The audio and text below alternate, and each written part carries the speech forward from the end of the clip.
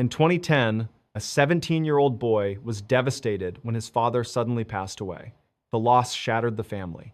Not only did they grieve for their husband and father, but the spaces where they had shared the happiest memories suddenly felt hollow. One of those places was their cabin near Mount Bachelor in Oregon, a beautiful retreat where the family had spent winters skiing, snowboarding, and hunting together. After the father's death, the family decided to sell the cabin. But before it was gone forever, the boy asked his mother if he could spend a few days there, one last chance to honor his father's memory in the place they loved so much. She agreed, and with his father's car, which had been willed to him, and the family dog Midnight, he set out for the cabin with snacks, drinks, and plans to play games, snowboard, and remember, the cabin itself was 2 stories built into the side of the mountain. The back was pressed into the slope with no windows except a small one in the bathroom. The front was wide open, lined with glass panes and a balcony off the master bedroom. It stood alone in a small clearing, surrounded on all sides by dense pine forest.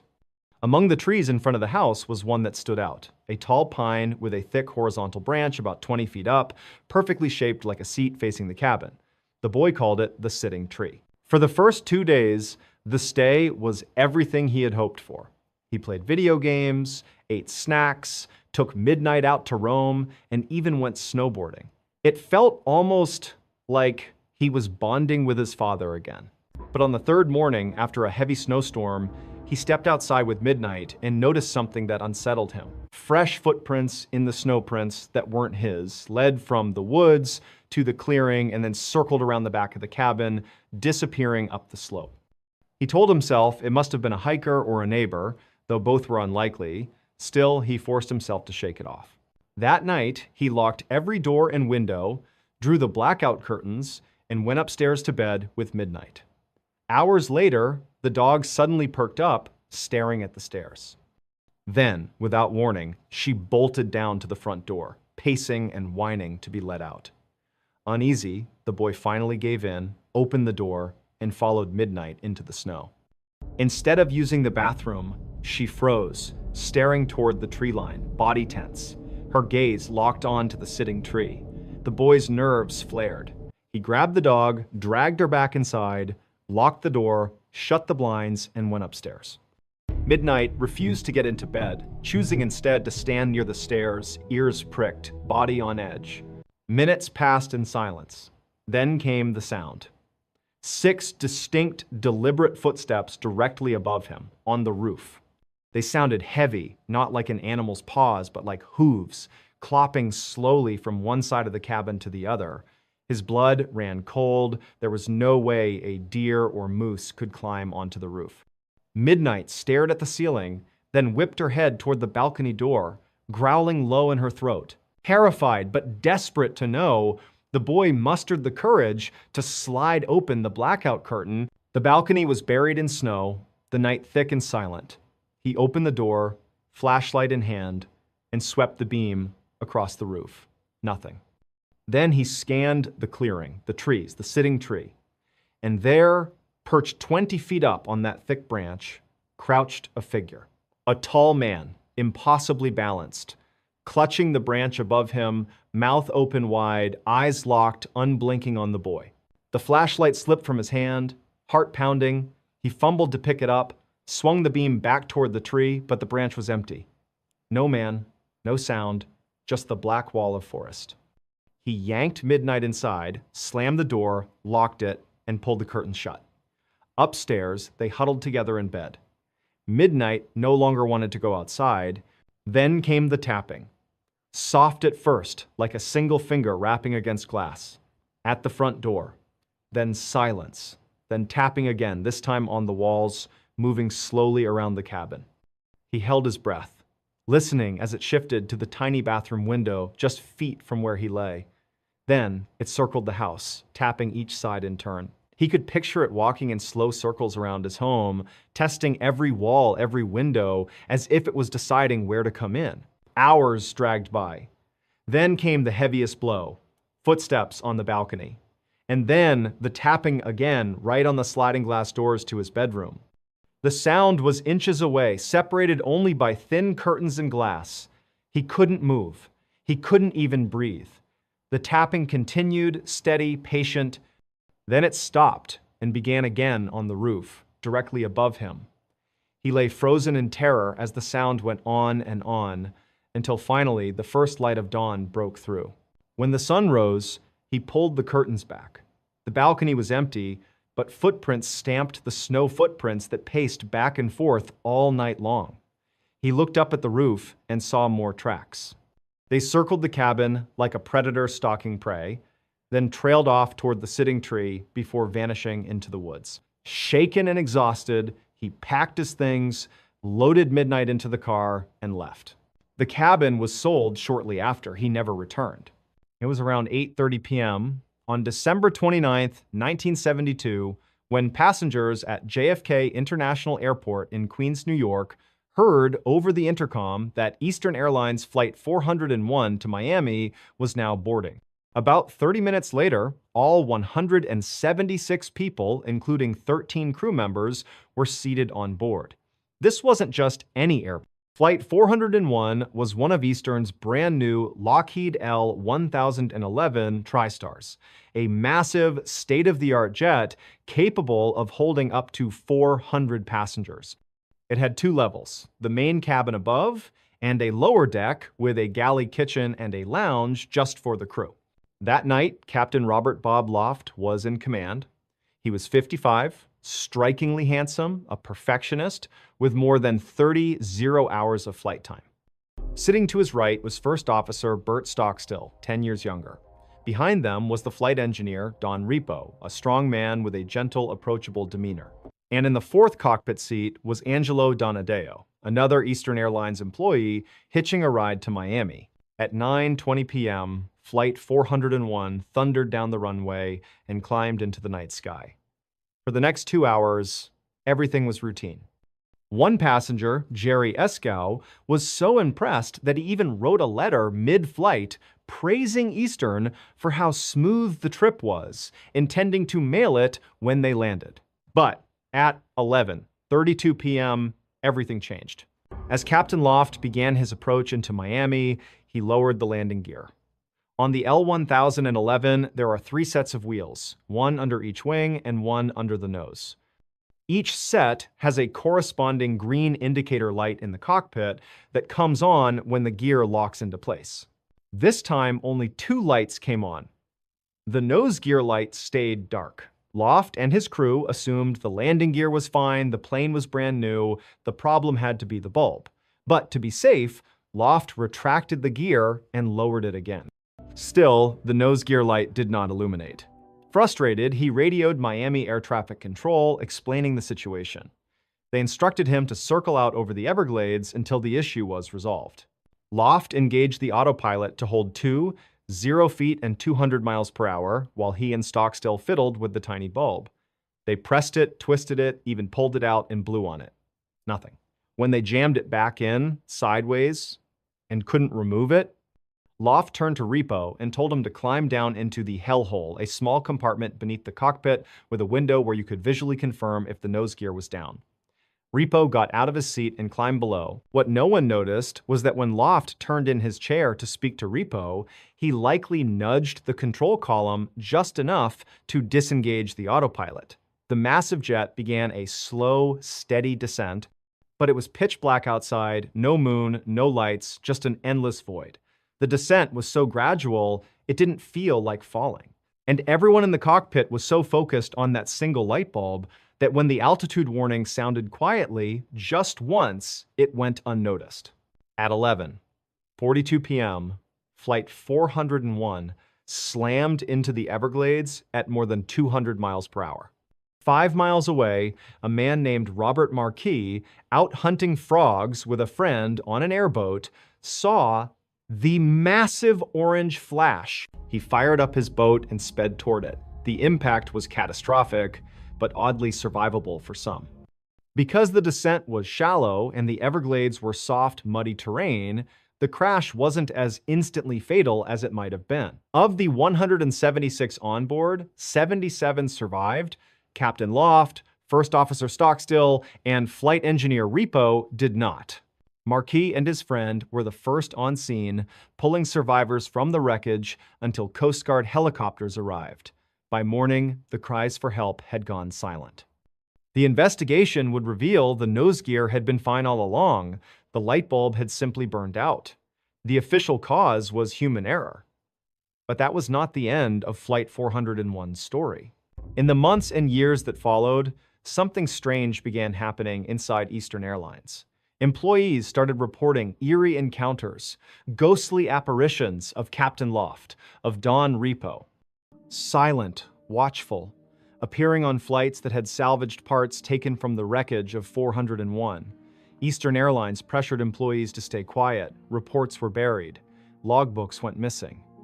But some crew members, shaken by what they'd seen, came forward anonymously. One flight attendant swore she saw Repo in the galley kitchen.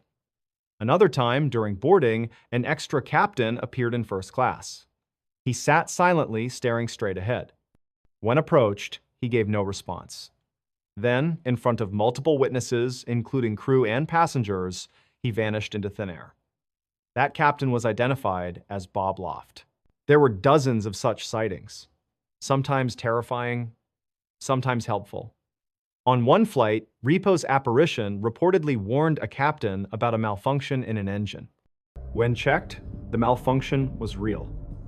By 1974, all the sightings suddenly stopped. Why? Eastern Airlines quietly removed all salvaged parts from their L1011 fleet. They never gave a reason. But after that, the ghosts of Flight 401 were never seen again. On the evening of January 12, 2016, 18-year-old Dylan Parker was at a party in his hometown of Osburn, Idaho. Late into the night, he decided it was time to leave. Since it was snowing and bitterly cold outside, Dylan phoned his mother and asked if she could meet him at the gas station just down the road from where the party was being held. When his mother answered, she could immediately tell Dylan had been drinking. His voice was slurred, and he sounded unsteady. She was angry because he was underage, but despite her frustration, her priority was to get her son home safely. She told herself she could deal with his behavior tomorrow, and she agreed to pick him up. As she drove toward the gas station, her phone rang again. This time, Dylan's voice was frantic, panicked. He demanded to know where she was, sounding almost terrified. His mother tried to calm him down, explaining she was only a minute away and would be there shortly. Then the call suddenly ended. When she pulled into the gas station, Dylan was nowhere to be seen. She tried to call him back, but now his phone was switched off. She went inside the gas station, asking if anyone had seen her son. The employees said no. Back in her car, she drove around for half an hour, shouting Dylan's name, but there was no trace of him. His phone remained off, a sick feeling grew in her stomach, and eventually she contacted the police to report him missing. Investigators began by searching the party house where Dylan had last been seen. Friends confirmed that he seemed fine when he left, simply telling them his mom was picking him up. Authorities expanded their search across town, but they came up empty. For days, nothing turned up. Then, 10 days later, Dylan's body was discovered by accident. Two people had crashed their ATVs during a late-night ride. When they returned the next day to retrieve their vehicles, they stumbled upon Dylan's remains. His body was found outside of town, high on a forested hillside. To reach this location, Dylan would have had to walk in the opposite direction of the gas station. Toxicology reports showed he had consumed alcohol, but locals knew Dylan was familiar with the area. The gas station was in the well-lit center of town. It would have been obvious to him he was heading the wrong way, deeper into darkness. Yet somehow, he ended up on that isolated hill. The details surrounding the discovery were even stranger. On the night Dylan disappeared, there was plenty of snow on the ground. In the 10 days until his body was found, no new snowfall occurred, nor had temperatures warmed enough to melt existing snow. If Dylan had walked into the forest, his footprints should still have been visible. But there were no tracks at all around where his body was found. No footprints, no tire marks, nothing. It looked as though he had simply been dropped from the sky.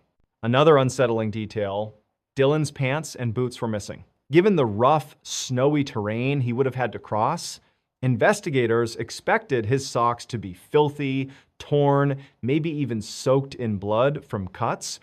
Instead, his socks were clean and his feet showed no injuries at all. It was as though he had somehow arrived there without ever hiking through the woods. Despite extensive searches by officers and tracking dogs, his missing clothing and boots were never found. The official cause of death was ruled hypothermia, but David Roos, the deputy coroner, publicly expressed his doubts. He argued that the circumstances didn't add up and that Dylan may have been attacked. Local authorities insisted it was an accident, and not only did they refuse to reopen the investigation, they went so far as to fire David Roos, claiming he was unfit for the role. He, however, maintains they dismissed him simply to silence his objections. And so the unsettling questions remain. How did Dylan end up on that hillside without leaving tracks in the snow? Why were his pants and boots missing? And why were his socks clean and his feet uninjured despite the treacherous terrain? Unless someone speaks up, the truth behind Dylan Parker's final night may never be known. Dustin Self grew up in Piedmont, Oklahoma, a small town located just northwest of Oklahoma City. Throughout his childhood and early teens, Dustin was an average student. His grades were nothing spectacular, and he didn't seem to take academics too seriously. But during his senior year of high school, he discovered weightlifting, and everything began to change. It gave him purpose, structure, and confidence. His dedication to fitness carried over into his academics, and by graduation, he was not only in great physical shape, but had also dramatically improved his grades. Despite this positive turnaround, Dustin didn't follow the expected path after high school.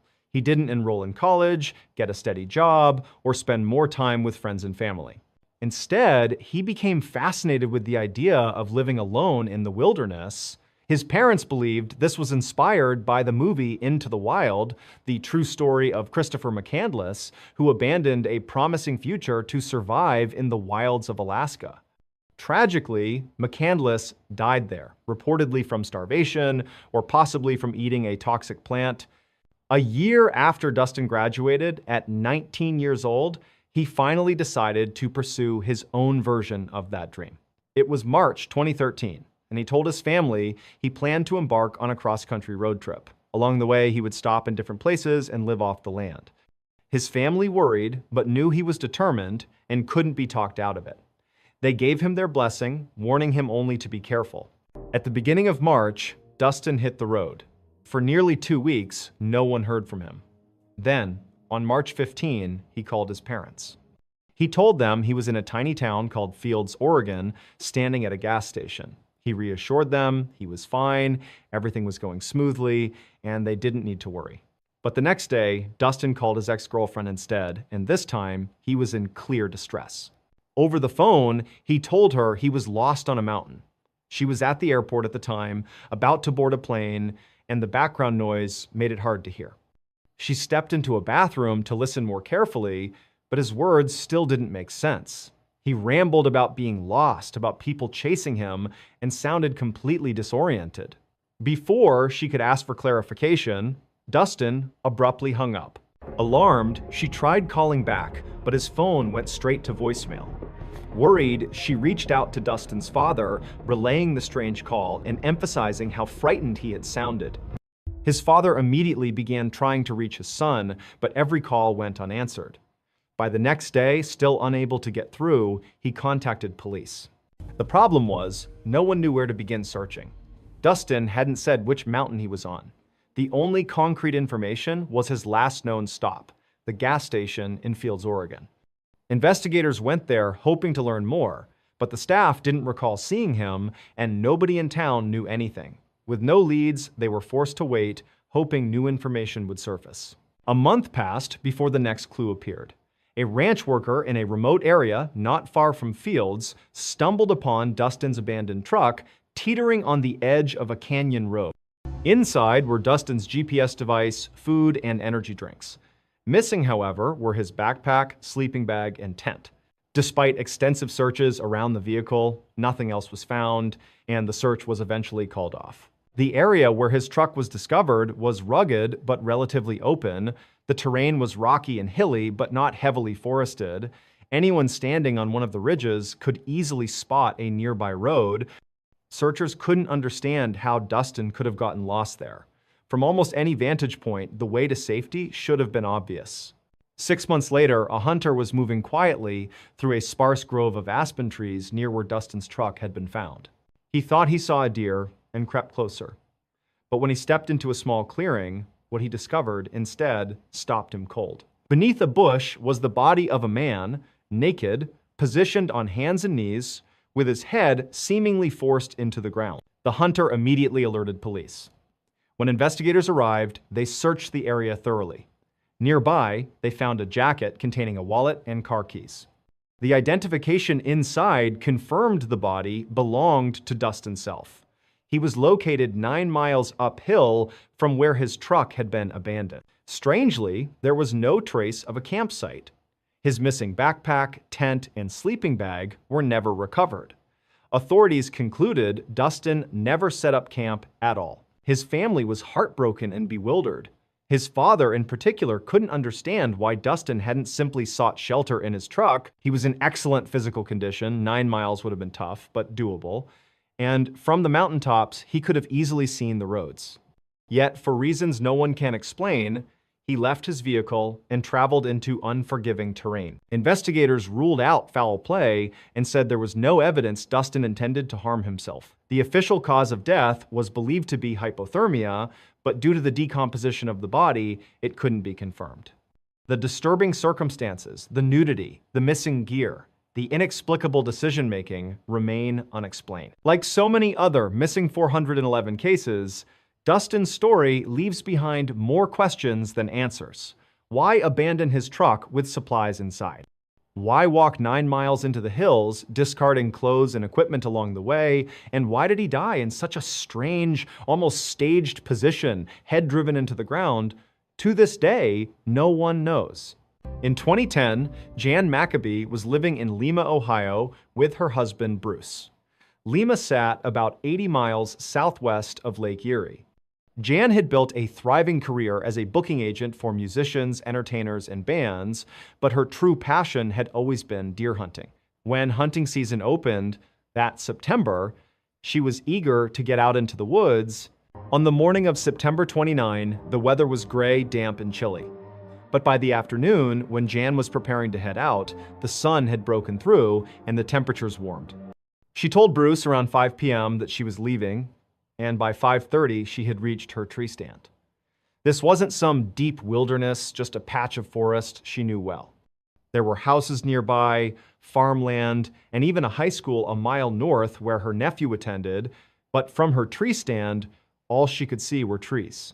Jan's favorite hunting method was to climb 15 feet up into her stand with her bow and arrow and wait for deer to wander past. Once settled in, she began casually texting a friend on her BlackBerry, glancing up occasionally to scan for deer. Throughout, she could hear the normal soundtrack of the woods, squirrels rustling, crickets chirping, birds calling. Around 6 p.m., her texting conversation tapered off. She returned to simply watching her surroundings. By 6:20, no deer had appeared, and boredom began to creep in. To pass the time, she decided to take a selfie. She snapped a photo, lowered her phone, and instantly noticed something was wrong. The forest had gone utterly silent. Every bird, every cricket, every squirrel, it was as if someone had flipped a switch. Jan was an experienced hunter, and she knew this type of silence usually meant a large predator was nearby. But this felt different. The stillness was too sudden, too complete, it frightened her. She quickly texted her friend again. The woods just went completely silent, very odd. The moment she sent the message and lowered her phone, she froze. About 20 feet away, in the branches of a tree across from her, something was moving. What she saw was the strangest and most terrifying thing she had ever laid eyes on. It looked like a shimmering distortion, as though the air itself was alive. She compared it to the mirage you see on a hot day above pavement, except this had shape, mass, and intent. To Jan, it resembled the faint outline of a person wrapped in transparent plastic. Convinced it might be her eyesight, she rubbed her eyes. But when she looked again, the figure had shifted closer, perched on a lower branch, as though it were watching her. Panicked but determined to document it, Jan lifted her BlackBerry and snapped another photo. Just then, the strange distortion slipped behind the tree and vanished. Seconds later, the sounds of the forest returned as abruptly as they had stopped. Birds, crickets, squirrels, everything was back to normal. Jan sat trembling, unsure of what she had just witnessed. She kept staring at the spot where the thing had disappeared, trying to steady her nerves. Eventually, she looked at the photo she had taken. The image was a blur, distorted and unclear. She thought she must have covered the lens or let her hair get in the way. Still, she was unsettled. She knew she had held the phone properly, and her hair had been tied back under a cap. When she got home, Jan said nothing to her husband. She tried to laugh it off as her imagination. That evening, they ate dinner and sat together scrolling on their phones. At one point, Bruce reacted to an email he'd received. Curious, Jan asked what it was. He explained their nephew had sent him a message. During band practice at the high school near the woods, he and his classmates had seen a glowing circular light hovering inside the forest. They watched it for several seconds before it retreated back into the trees. One student remarked the same thing had happened a year earlier, spooking the instructor enough to cancel rehearsal. Jan sat upright, heart pounding. She asked Bruce what time the sighting had occurred. He checked the email. Between 7:50 and 8 p.m. Jan then told him everything, how the woods went silent, the distortion she saw, the photo she tried to take. She showed him the blurry image. Bruce, an optical physicist by profession, immediately examined the photo. His first question was whether her hair had blocked the lens. Jan assured him it hadn't. Then he asked if her finger could have covered it. She admitted it was possible, but unlikely. As he looked closer, something caught his attention. The image resolution was wrong. Her BlackBerry could only take photos in 3 sizes, small, medium, or large. But this picture was in none of those categories. It was an odd in-between size that the device shouldn't even have been able to produce. To confirm, Bruce checked other photos Jan had taken that day. They all matched the expected resolutions. Only this one was an anomaly. Intrigued, Bruce began running experiments to replicate the image. No matter what he tried, he couldn't reproduce the strange distortion. Because he trusted his wife's honesty and had full confidence in her account, Bruce concluded something external had interfered with the photo. He believed whatever Jan had seen in the trees had physically altered the resolution. Later, Jan would learn that many people in the area reported strange lights and unexplained phenomena in those same woods. Paranormal investigators, including Ed and Lorraine Warren, had once studied them. Her photograph, however, remained the most puzzling piece of evidence. Bruce eventually published his findings online, detailing how the photo's irregular resolution pointed to a third-party influence. To this day, the couple is convinced that Jan truly encountered something unexplainable in the forest that evening. In June of 2019, and one 8-year-old named Lena had just finished her first year of college and returned home for summer break. Her family lived near a small village in France, tucked up against the mountains and bordered by an enormous forest. Lena had grown up wandering that forest, often alone, but sometimes with her father or siblings, and she knew the terrain like the back of her hand. Her favorite spot was a man-made lake hidden near the center of the woods. Though modest in size, the lake was breathtakingly scenic and incredibly peaceful, making it her personal sanctuary. To reach it, Lena would leave her home, drive a few miles down a rural road, and park on a narrow shoulder. There were no signs indicating the trailhead. Her family had simply discovered this hidden route years earlier. From the roadside, she would step directly into the trees, pushing through dense brush until she reached a small clearing. Ahead, a narrow stream cut through the forest. On the left side of this stream was a faint path, really just an animal trail formed by wildlife passing through again and again. Lena would follow this rough track as it ran parallel with the water for 15 or 20 minutes until it veered sharply left away from the stream. At that point, she left the path behind and continued following the stream itself. Sometimes she hopped across rocks in the water, sometimes she stuck to the muddy banks, but always she kept moving north into the heart of the forest. After about an hour of steady walking, the stream intersected with a river running east to west. At that junction, she turned west and walked along the river for another 20 minutes until it spilled into the man-made lake. Once there, she usually perched on a rock, admired the scenery, listened to the birds, and soaked in the stillness. Eventually, she retraced her exact route back to the car. Each leg of the trip car to lake or lake to car took roughly 2 hours. Part of what made the lake so special to Lena was the privacy.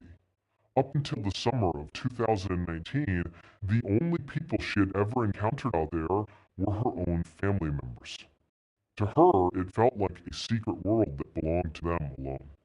So when she returned from college that June, one of her first impulses was to revisit her favorite place. One morning, she woke early, set out alone, and began the familiar journey. She parked at the roadside, slipped into the forest, followed the animal trail and the stream, steadily making her way north. After about 30 minutes, still a mile or two short of the river, she heard something unusual. A bell. A single chime echoed faintly through the trees ahead of her in the direction she was heading. She froze. In all her years exploring this forest, she had never heard or seen anyone else out here. For a moment, she wondered if she'd imagined it, but then the sound returned sporadic rings, as though someone were loosely shaking a bell without rhythm. Lena thought about a lost dog with a bell collar, but it was too loud and resonant to be a pet string hit. Maybe, she considered, it was something drifting down the river in a box, clanging as it struck rocks. None of her theories made much sense, but she wasn't frightened, just curious.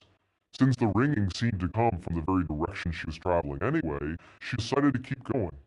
She pressed forward for another 5 minutes, listening intently. Then, as suddenly as it began, the sound stopped. The abrupt silence startled her. She paused, waiting for it to start again. Nothing. Only the ordinary noises of the forest returned. With no explanation in sight, she shrugged it off and continued toward the lake. 15 minutes later, Lena was still walking along the stream when something caught her eye. Ahead on the left bank was a shape that might have been a rock or an animal. Drawing closer, she realized it was the body of a beaver. Its head was missing. Finding animal remains in the forest wasn't strange in itself. Predators left kills all the time, but the way this one had been decapitated sent a chill through her. The cut on its neck was disturbingly clean, as though made with a sharp blade. The head was nowhere nearby, and the rest of the body was untouched, suggesting it hadn't been killed for food. Kneeling closer, Lena noticed another unsettling detail. There was no smell. Fresh kills don't reek right away, but decomposition sets in quickly. A lack of odor suggested it had been killed very recently. Curious and uneasy, she nudged the body with her foot. It was still limp, rigor mortis hadn't begun. That meant whatever, or whoever, had killed this animal had likely done so not long ago. And given that the ringing bell had come from roughly the same direction, the thought hit her hard. Whatever was responsible could still be close by. After staring uneasily at the headless beaver, Lena forced herself to calm down. It was broad daylight, she reminded herself. She spent years in these woods, and never once had she run into danger. Surely there was a logical explanation. Stepping over the carcass, she continued on, eventually reaching the river, turning west, and walking until the lake appeared before her. She sat on a rock, admired the water, let the sounds of nature soothe her, and then retraced her steps back the way she'd come. Passing the beaver again, she followed the stream, hiked out of the woods, and drove home without incident. About a week later, restless at home, Lena decided to return to the lake. She told her parents where she was going, grabbed her keys, and drove to the familiar pull-off. It was around 6 in the evening, and with sunset scheduled for 9, she knew her window was limited. If she moved quickly, she could make it there and back before darkness set in. She entered the woods, found the animal path, then the stream, and began following it north. Soon, though, she heard the low rumble of thunder.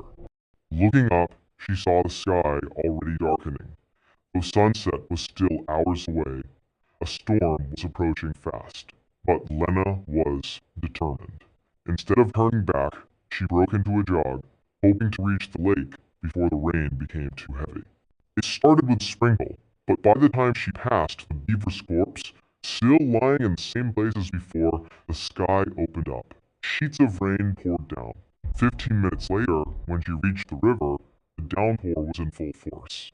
Still, she pressed on, turning west toward the lake. But only a couple minutes into this final stretch, she checked her watch. It was already after 8:00. She froze. Reaching the lake would mean another 40 minutes added to her round trip, and sunset was fast approaching. Even if she turned around now, it would take an hour to get back, much of it in the dark. Factor in the storm, the slippery ground, the risk of losing her way. She realized continuing was reckless. Reluctantly, she turned back toward home. The rain hammered down, soaking her clothes, dripping into her eyes. To keep her footing on the slick rocks, she walked with her head down. 15 minutes into a return journey, something smacked her hard on the top of her head. She gasped, threw up her hands, and looked up. Dangling directly above her, suspended by a rope from a tree branch, was the same beaver. Only now, its head had been stitched grotesquely to its front paws, as though it were holding it. The lifeless body swung in the storm, dripping water. Lena staggered back, gagging, rubbing furiously at her hair where it had brushed against her. But as her revulsion ebbed, another realization struck her. When she passed this exact spot 30 minutes earlier, the carcass had still been on the ground. Someone had returned in that short time, retrieved the beaver, mutilated it, and strung it up, which meant whoever had done it was probably still close. Her heart thudded in her chest. She whipped her head around, scanning the trees, but the forest was empty. Drenched, shaking, the light fading fast, she forced herself to keep moving. Lena edged past the dangling beaver, whispering to herself to stay calm. Just walk. Don't run. If she bolted, she feared panic would take over. But as soon as she left it behind, the hairs on her neck prickled. She could hear movement branches snapping, something pacing just out of sight. Her pace quickened despite her resolve until she broke into a full sprint, splashing through the stream, slipping on rocks, lungs burning. After several minutes, she stopped, doubled over, gasping for breath. That's when it returned the bell. Sporadic, uneven chimes, echoing through the trees. The same sound she'd heard the week before, only now, in her panic, she couldn't tell where it was coming from. Left, right, behind every direction seemed filled with it, and it was getting closer. Terrified, she yanked her phone from her pocket, hands trembling, and dialed her father. When he answered, she sobbed into the receiver, barely able to form words. Between gasps, she begged him, "Come into the forest where the path splits from the stream, please. Hurry, someone's chasing me." On the other end, her father didn't ask questions. He could hear the primal terror in her voice, the bell faintly chiming in the background. Grabbing his wife, he bolted from the house. They sped to the roadside pull-off, parked next to Lena's car, and plunged into the forest with the phone still pressed to his ear. From both the woods around them and through the line, they heard the bell, each chime confirming their daughter wasn't imagining things. Meanwhile, Lena stumbled forward through the storm, exhaustion threatening to drop her. Her legs felt heavy, her lungs on fire. But the bell was louder now, almost on top of her. Sticks cracked, footsteps pounded the ground behind her. She broke into a small clearing, lit faintly by moonlight filtering through the storm clouds. She slowed, heart racing, and made the mistake of turning around. From the tree line opposite her, a figure emerged. Tall, shadowy. With each step, the large bell tied at its waist clanged violently, echoing into the night. Its movement was wrong, jerky, unnatural, not quite human. For an instant, Lena was frozen in disbelief. Then a surge of adrenaline hit her like lightning. She spun and ran harder than she ever had in her life. Behind her, the bell grew faster, louder, each time a footfall gaining on her. Desperate, she screamed into the storm, "The police are ahead! They're waiting for you!" But the figure didn't slow, it kept coming. At that same moment, Lena's father, unable to wait at the meeting point, sprinted deeper into the woods, following his daughter's screams. And then through the trees, he saw her. Lena burst into view, eyes wide with terror, sprinting straight toward him. He grabbed her, lifted her, and ran back toward his wife. The three of them didn't stop until they were out of the forest, back at the car, all of them crying, shaking, too shocked to speak. Later, at the police station, Lena filed a report. Officers searched the area the next morning, but the beaver was gone, her dropped bag was missing, and the only trace they found was a neatly folded t-shirt placed under a rock near the stream. The authorities suggested it was probably a disturbed person living in the forest who wanted to scare her away. But Lena couldn't accept that. In her mind, the figure wasn't just trying to frighten her, it was hunting her. And had her father not reached her in time, she was certain she wouldn't have made it out alive. Even now, when Lena looks back, one memory stands out most vividly: the way that shadowy figure moved in the moonlight. Wrong, unnatural, less like a man, more like a creature.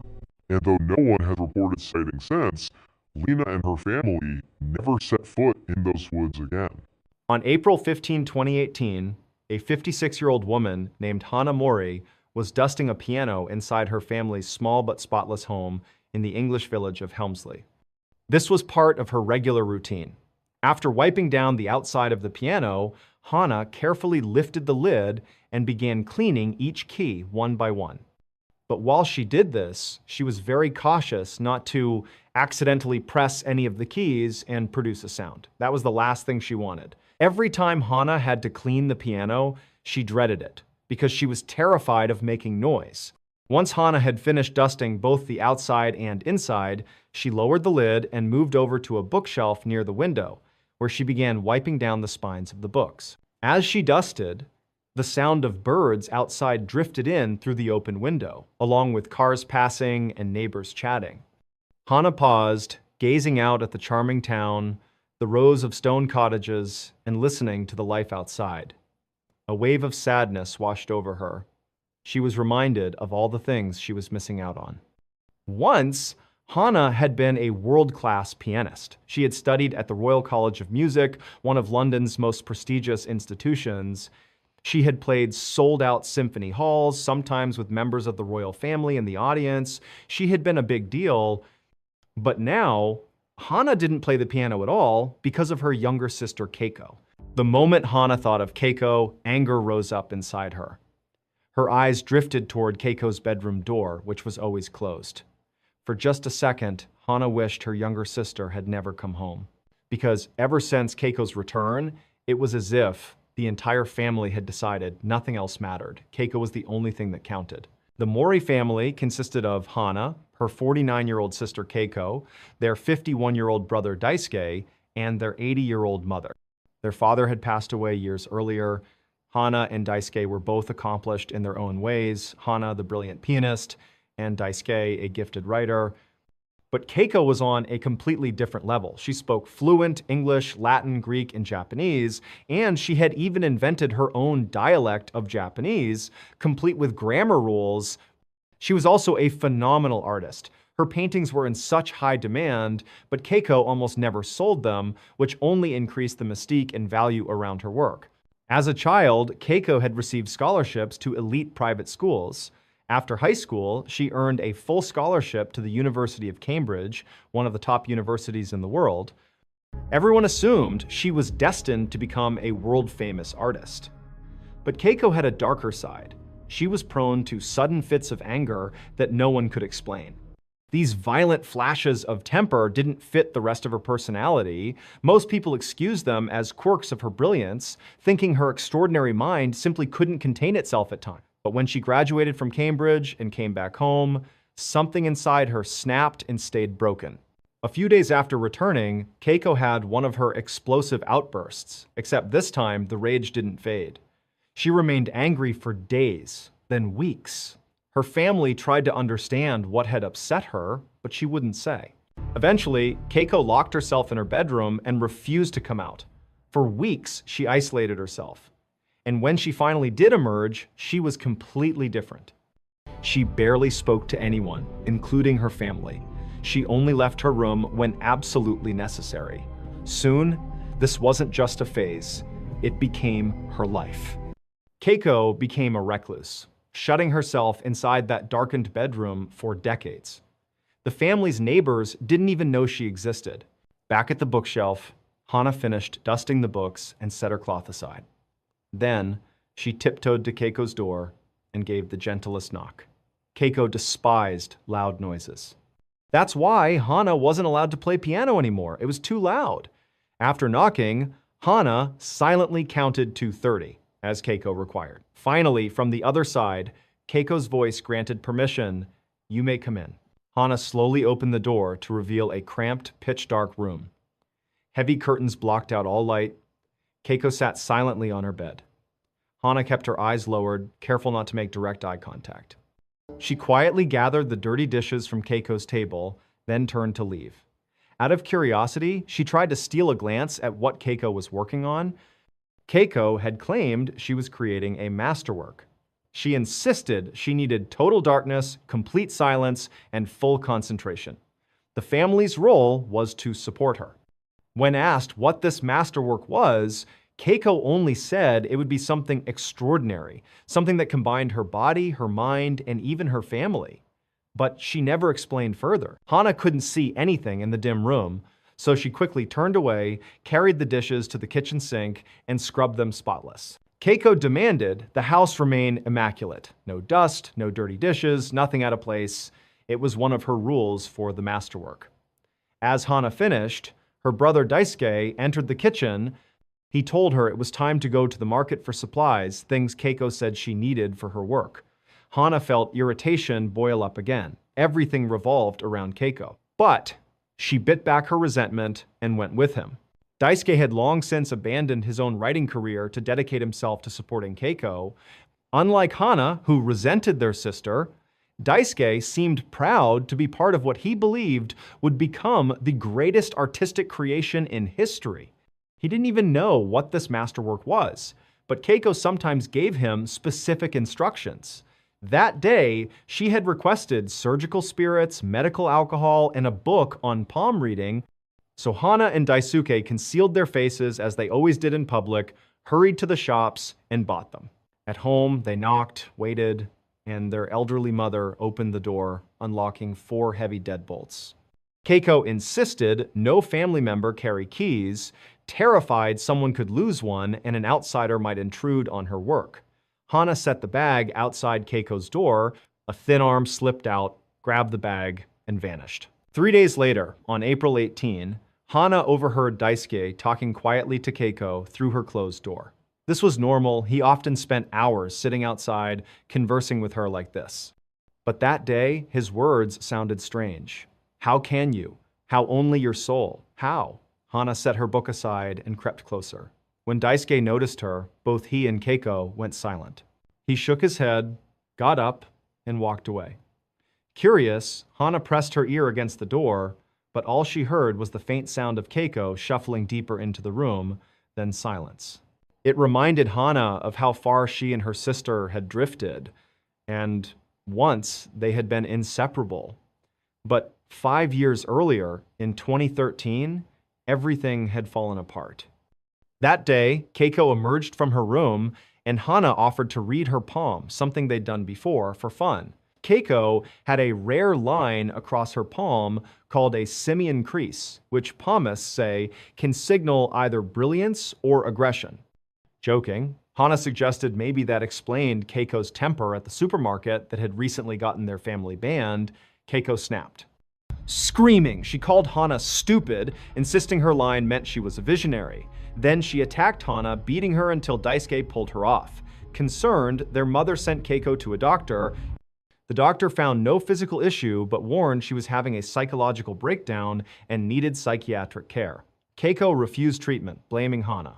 From then on, she left her room even less and imposed new rules: no phones, no television, no computers, 4 locks on the door, and even requiring the family to learn her invented language so no outsiders could understand them. By May, Hana noticed Keiko was eating less and less. Her dishes came back full. She was barely 90 pounds and just 4'11" fragile already. Hana once broke her silence to urge, Keiko, you need to eat. Keiko said nothing. Shortly after, Daisuke told Hana she wasn't allowed inside anymore. From then on, Keiko left her dishes outside the door at night, sneaking to the bathroom only when everyone slept. By August, Hana and Daisuke were buying more surgical spirits than ever. Keiko never returned the bottles. On August 18, Hana overheard Daisuke arguing with Keiko. She heard him shout, "I told you, your soul is not enough." Then silence. Daisuke went inside. For 15 minutes, Hana sat frozen in the kitchen. When he came out, he looked calm. He told Hana Keiko's masterwork was nearly complete, and now was the time the family would help. He led Hana to the store to buy even more surgical spirits. Back home, he entered Keiko's room alone with the bottles. Later, he told Hana that Keiko was ready to reconcile. Overjoyed, Hana sat at the door and poured her heart out, apologizing, begging for their bond again. For the first time in years, Keiko didn't bang or scream to shut her up. Hana felt heard. From then on, both Hana and Daisuke were allowed inside to rub surgical spirits over Keiko's frail body. Hana didn't understand, but she was so grateful to be included that she didn't question it. Day after day, they massaged her with the liquid, then sat outside her door, talking to her. For Hana, it felt like healing. On September 25, Hana decided to surprise her sister. After applying the alcohol with Daisuke, she went to the family piano and, trembling, played The Waltz of the Flowers, a piece inspired by love for a sister. She hoped Keiko would understand. She listened for anger, for pounding. There was none. Tears streamed down Hana's face, but then there was pounding. Not from Keiko's room, from the front door. Police. Dozens of officers, firefighters, and EMTs flooded the house. They opened every door until they reached Keiko's. When they opened it, they recoiled. Her sunken eyes, translucent skin, and skeletal body lay motionless on the bed. EMTs carried her out on a stretcher. The truth soon came out. Keiko had stopped eating in April, claiming her visionary soul alone could sustain her. By August, she was dead. When Daisuke yelled, "Your soul is not enough," it was because he realized she wasn't responding, yet instead of calling for help, he believed it was time for the family to assist in her masterwork. From then until September, Hana and Daisuke rubbed alcohol on her corpse daily, convinced it nourished her. In reality, it only preserved her, slowly mummifying her remains. The 3 family members were arrested for preventing a lawful burial. Autopsies suggested Keiko died of starvation, but the official cause could not be confirmed. The court later dropped charges, ruling the family too mentally unstable to stand trial. They hadn't accepted that Keiko was dead. They believed she was still alive, still creating her masterwork. To this day, they remain in that same cottage, their reality forever broken. In 2006, a man named Dave Murphy had just begun his career as a police officer in Salt Lake City, Utah. His first assignment was as a protective services officer, responsible for maintaining security at various county buildings. His very first posting was the Capitol City Theater, an old, elegant landmark dating back to the early 1900s. On his first day in early August, Dave reported to the theater and met his partner, Officer Morgan Matthews. From the start, Dave noticed Morgan was all business, no small talk, strictly focused on the job. The first stop was the control room on the first floor, where monitors displayed the building's security feeds. The theater had 3 floors plus a basement, and while cameras were installed throughout, the footage was grainy and almost useless at night unless lights were on. After showing Dave the control room, Morgan explained they needed to do a full security sweep, something required at both the start and end of each shift. Together they moved through the building, checking every door and every light. When they descended into the basement, Dave was taken aback. The hallway stretched on endlessly, lined with doors, dimly lit, and right in the middle sat an old upright piano. The atmosphere instantly unsettled him. This place is creepy, he thought, hoping he wouldn't have to spend much time down there. Still, they finished their rounds through all floors, then returned to the control room. Dave tried to strike up conversation with Morgan during the shift, but Morgan kept distant, his demeanor almost cold. At the end of the night, Dave noticed how eager Morgan was to leave, practically rushing out the door. Something felt off. It was as though Morgan hated being in that theater. Dave didn't know it yet, but Morgan had good reason. For the next couple of days, while Dave was still training, the 2 men made their rounds together. But on August 9, only Dave's 3rd day, Morgan decided he was confident enough in Dave's ability to secure the building alone. So that night, Dave set off to do the full sweep by himself. Basement cleared, doors locked, lights off. First floor checked, main auditorium inspected. Second floor, fine. Finally, the third floor, he moved from office to office until he reached the last stop, the rehearsal room. It was the only space without a door. You simply poked your head in, turned on the light, scanned the room, then switched it off again. Dave flicked the light, looked inside, empty. Satisfied, he shut it off and stepped back into the hall. That's when it happened. From directly across the corridor came the deafening slam of a door, the bathroom door. Dave froze, adrenaline surging. His immediate thought was that someone had been hiding in there and had bolted. He raised his radio. Someone's on the third floor. Morgan checked the cameras but saw no one.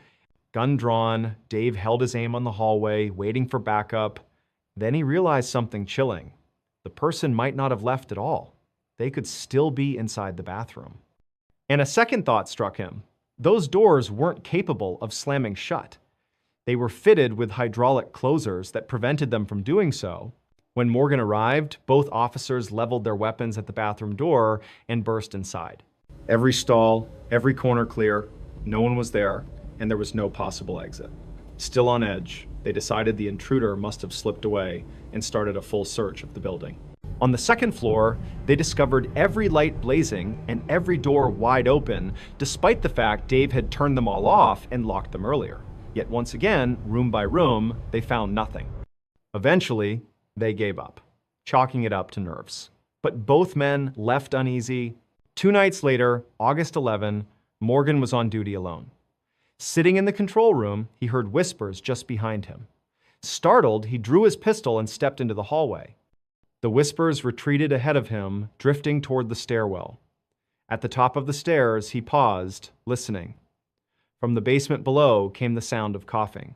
His heart pounded as he crept downward. Halfway down, the coughing abruptly stopped. He flipped the lights, swept the hallway empty. As he moved through, checking doors, he suddenly smelled smoke. He unlocked a nearby room, expecting fire, but there was none, only the odor. He searched every space, again and again, but found nothing. Eventually, the smell dissipated. Uneasy, but with no evidence, he let it go. Weeks later, on September 4, Dave arrived early for his shift. Inside the lobby, he overheard staff talking about ghosts. Intrigued, he introduced himself, and one of them, a senior accountant named Blair Fuller, offered a story. Blair recalled a late night a couple of years earlier.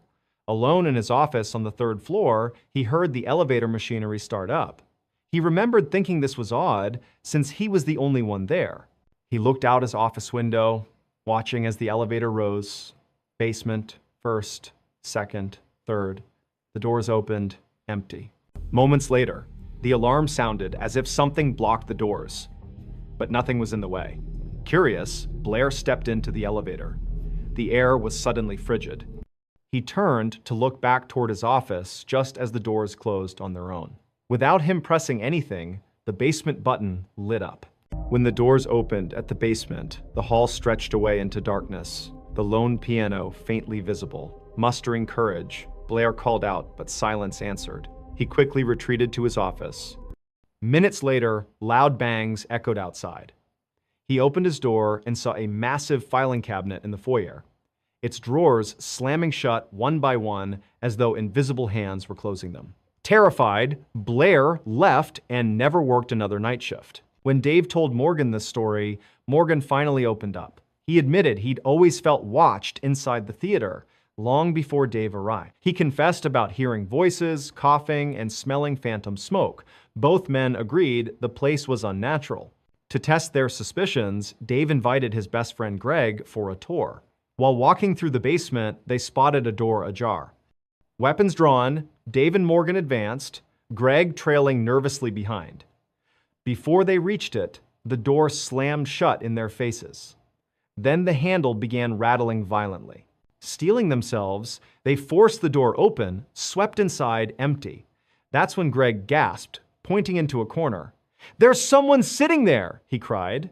But the officers saw nothing. Shaken, the three quickly abandoned the basement. The county responded by installing new cameras with infrared to catch the supposed intruder. On September 15, Morgan was alone scanning the feeds when he spotted something disturbing. In the auditorium, a dark figure sat in one of the seats. He leaned closer as the figure lifted its head, eyes glinting. Then, before his eyes, it rose straight into the air and vanished. Morgan quit that very night. Weeks later, Dave was working alone when piano music echoed from the basement. Gripping his pistol, he descended. The music grew louder until suddenly it stopped, the protective cover over the keys slamming shut. Dave found the piano untouched, the basement empty. That was the last straw. He demanded reassignment, refusing ever to set foot in the theater again. For a time, security was handled by rotating officers. Then, in late November, a veteran named Josh Thomas took over full-time. On his very first night, he called for backup, claiming the elevator had mysteriously risen from the basement and opened on the third floor with no one inside. Dave, nearby in his patrol car, reluctantly responded. Inside the auditorium, while the two men talked on stage, Josh suddenly froze, eyes locked over Dave's shoulder. Dave turned. At the very back stood a hooded figure, its face hidden. As they stared, it spun around, revealing charred, blackened skin and deep, hollow eyes, then bolted into the darkness. They searched but found nothing. Later research uncovered that in the 1940s, a devastating fire had swept the theater.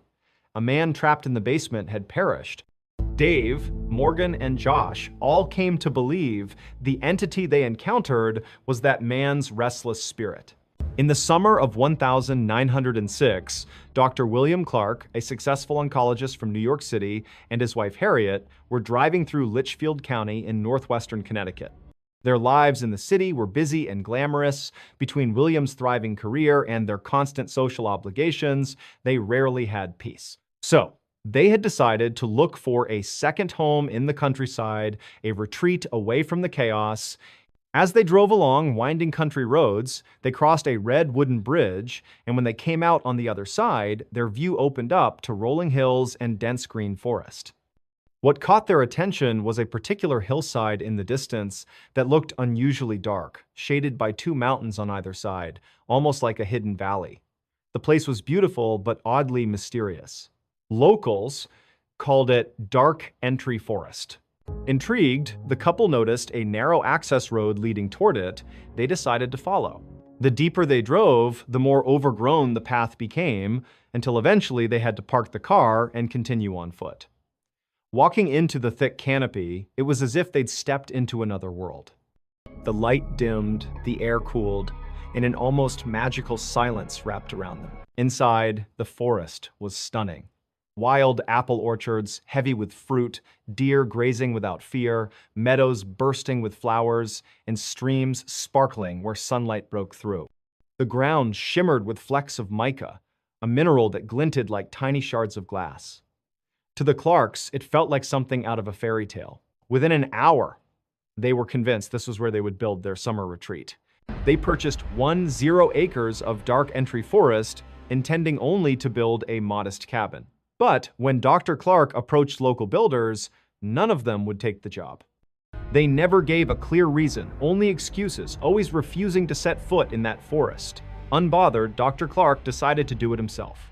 On weekends, he traveled alone into Dark Entry, where owls seemed to greet him each time with haunting calls. Over several months, he cleared land, felled hemlock trees, milled them into lumber, and eventually built a rustic two-story cabin. He even laid piping from a nearby freshwater spring and constructed a pool beside a brook full of trout. By Thanksgiving of 1906, the cabin was complete. For years, the Clark family returned each summer and every holiday, finding peace in their secluded woodland retreat. It was idyllic until 1918. That summer, Dr. Clark was called unexpectedly back to New York for an urgent case. Harriet chose to stay at the cabin alone, uneasy but confident she would be safe. William promised to return within a couple of days. In reality, he was gone for only 36 hours. When he returned by train, Harriet wasn't waiting at the station. Concern growing, he walked the familiar path toward the forest. But as he stepped under the canopy, everything felt different. The owl's calls, once charming, now sounded menacing, almost as if warning him to turn back. The deeper he went, the louder and more chaotic the hooting became, until it was nearly deafening. Panicked, he hurried up the hill toward the cabin. The front door was ajar. Bursting inside, he immediately sensed something was horribly wrong. The air was heavy, the silence oppressive, until a high-pitched, manic laughter echoed from upstairs. Heart pounding, Dr. Clark ran up to the bedroom. The door was slightly open, and the laughter poured out from within. Pushing it wide, he froze. In the corner was Harriet, curled into a ball. Her jaw was unnaturally stretched open, though her mouth didn't move. The horrifying laughter was pouring out of her as her chest heaved and her wide eyes locked on him. Terrified beyond words, Dr. Clark fled.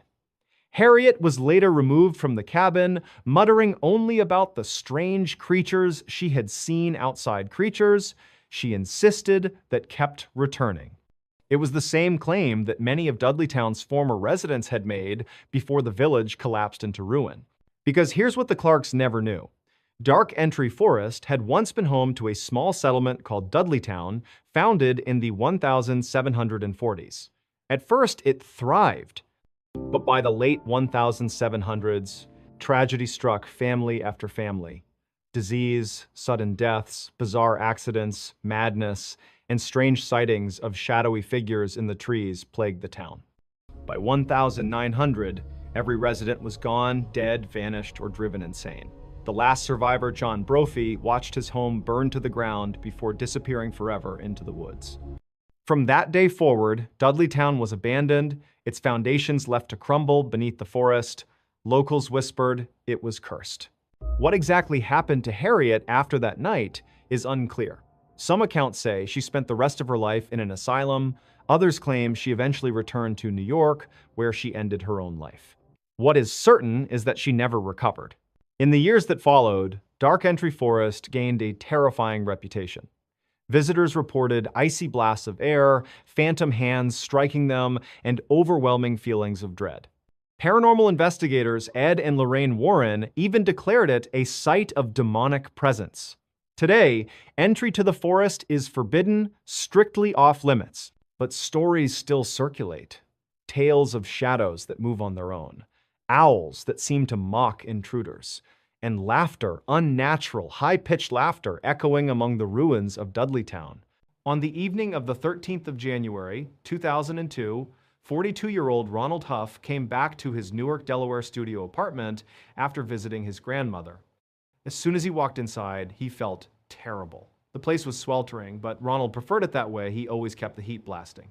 He tossed his coat over one of the handmade wooden cages scattered across his living room, then staggered toward the phone. Fighting a wave of dizziness, he dialed the auto dealership where he worked and told the office manager he was too sick to come in the next day. When he hung up, he leaned against the counter to steady himself. From behind, a sharp hiss cut through the silence. Without hesitation, Ronald moved to the fridge.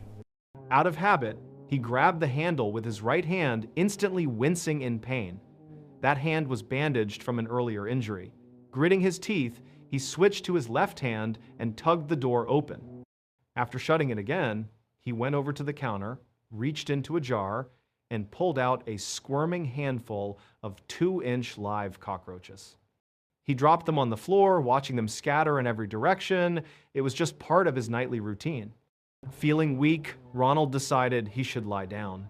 But as he crossed the kitchen, the dizziness returned with brutal force. The room spun.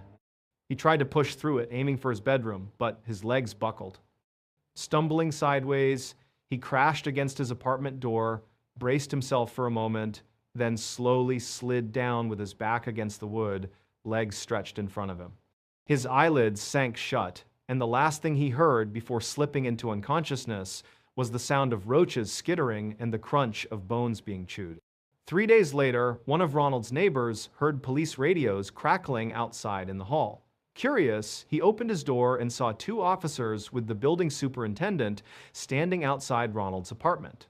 The neighbor liked Ronald. He was a quiet, polite guy, so it didn't make sense why cops would be there.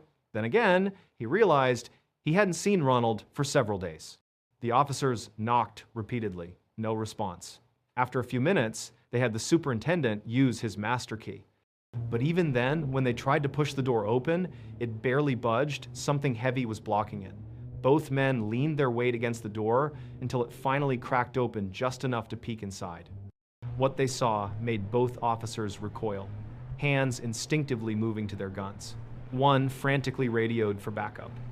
Then, without a word, the two officers and the superintendent hurried down the hall, leaving the door slightly ajar. The neighbor, frozen in shock, could see into Ronald's apartment from his own doorway. What he saw inside made his blood run cold.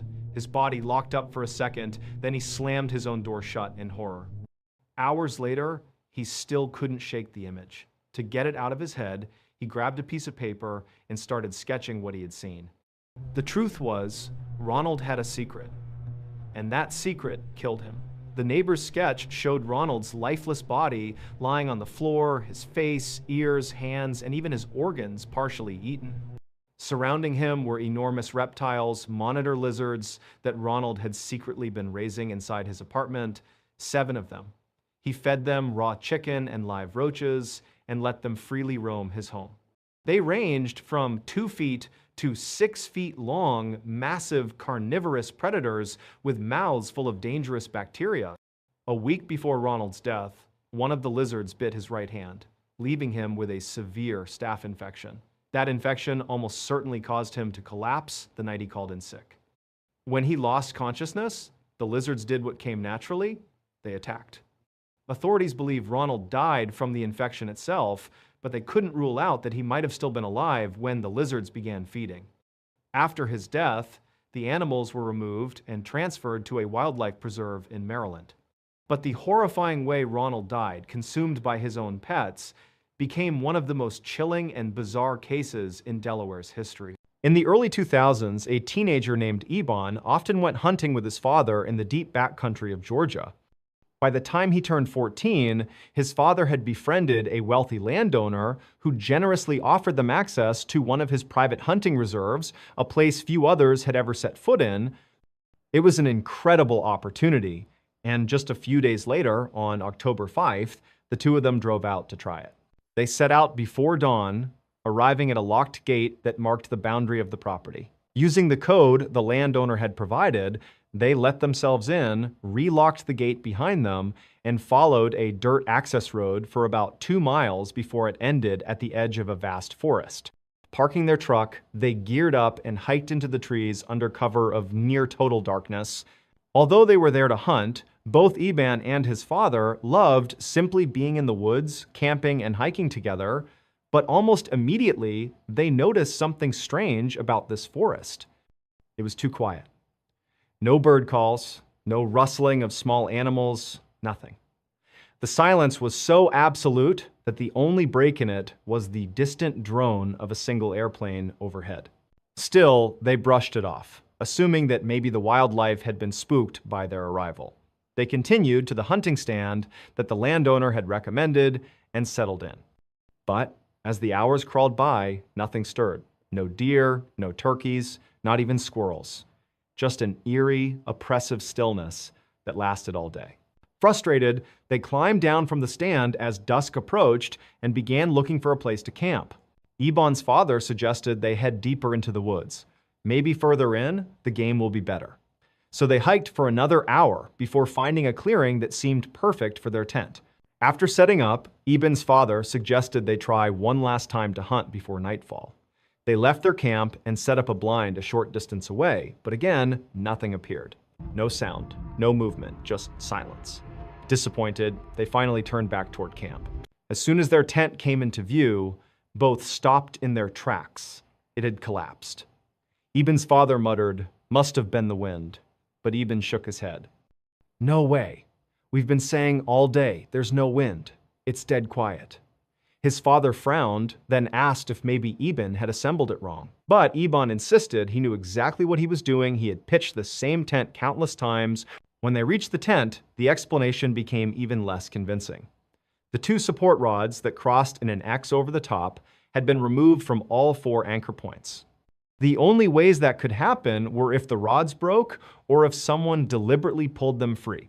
Yet none of the rods were broken, and neither of them had touched the tent after setting it up. The unsettling implication was obvious. Someone or something had been in their camp while they were gone. But the landowner had assured them this was private, fenced-in property. No one else had access. Trying to keep calm, they convinced themselves they must have somehow botched the setup, even though neither really believed it. They rebuilt the tent, lit a small fire, and tried to relax. After a while, they doused the flames and went to bed. Hours later, Ebon woke with a start. At first, he wasn't sure if he had dreamed it, but he thought he'd heard laughter somewhere out in the woods. Instinctively, he turned to check if his father was still beside him, and he was. Relieved, Ebon lay still, straining his ears. The forest was silent again. Eventually, he told himself it must have been his imagination and drifted back to sleep. But not long after, he woke again. This time, his father was already awake, sitting up and listening intently. When Eben asked what was wrong, his father shushed him. "Do you hear that?" And Eben did. Faint, echoing through the trees, was laughter, unnatural, unsettling. Worse, it was coming from the opposite direction he'd heard it earlier, and it sounded much closer now.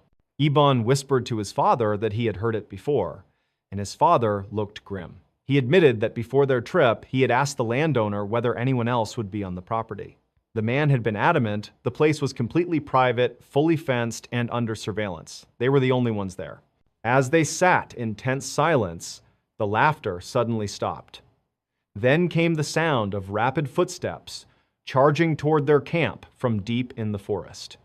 The sound was unmistakable on the silent ground, growing louder and faster until it halted abruptly right at the edge of their clearing.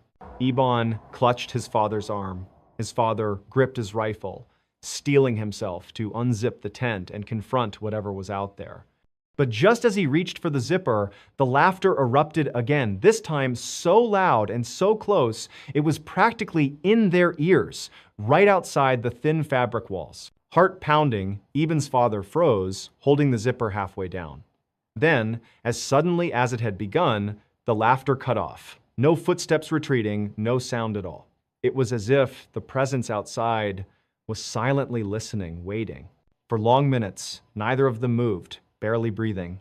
Finally, the sound of running footsteps tore through the woods again, retreating into the distance until the forest was silent once more. They sat in terrified silence for the rest of the night, too afraid to speak or make a sound, convinced that whatever was out there had heard them when they unzipped the tent. They clutched their guns and waited, counting down the hours until daylight. As soon as the first light broke through the trees, they bolted from the tent, packed their gear as fast as they could, and ran the entire way back to their truck, glancing over their shoulders the whole time. To this day, they have no explanation for what stalked them that night. And when they told the landowner, he flatly insisted it was impossible. His cameras had shown no one else entering or leaving the property during the time they were there. On the morning of September 15, 2010, a 55-year-old man named Greg Flanagan checked into the Elegante Hotel in Beaumont, Texas, where his company always lodged him during the work week. Years earlier, Greg had been a chief engineer on ocean-going vessels, spending months at sea. In midlife, though, he reinvented himself as a landman, someone who negotiated mineral rights and drilling leases. Despite his chain smoking and poor diet, he looked lean and fit, with weathered skin and a neatly trimmed white beard, the appearance of a man who had spent his life outdoors. Every Monday, Greg would drive 2 hours from his home in Lafayette, Louisiana, to Beaumont. Once checked in, his habits were predictable. He didn't drink, didn't socialize, rarely left his room. All he needed was a bed, a TV, and cold air conditioning. His room was basic: a bathroom by the door, a queen bed tucked to the right, a small desk and TV opposite, and a window that overlooked a little swimming pool lined with potted plants. He set his suitcase at the foot of the bed, hung a few shirts in the closet, hooked his toiletry bag on the towel rack, and changed into pajama pants.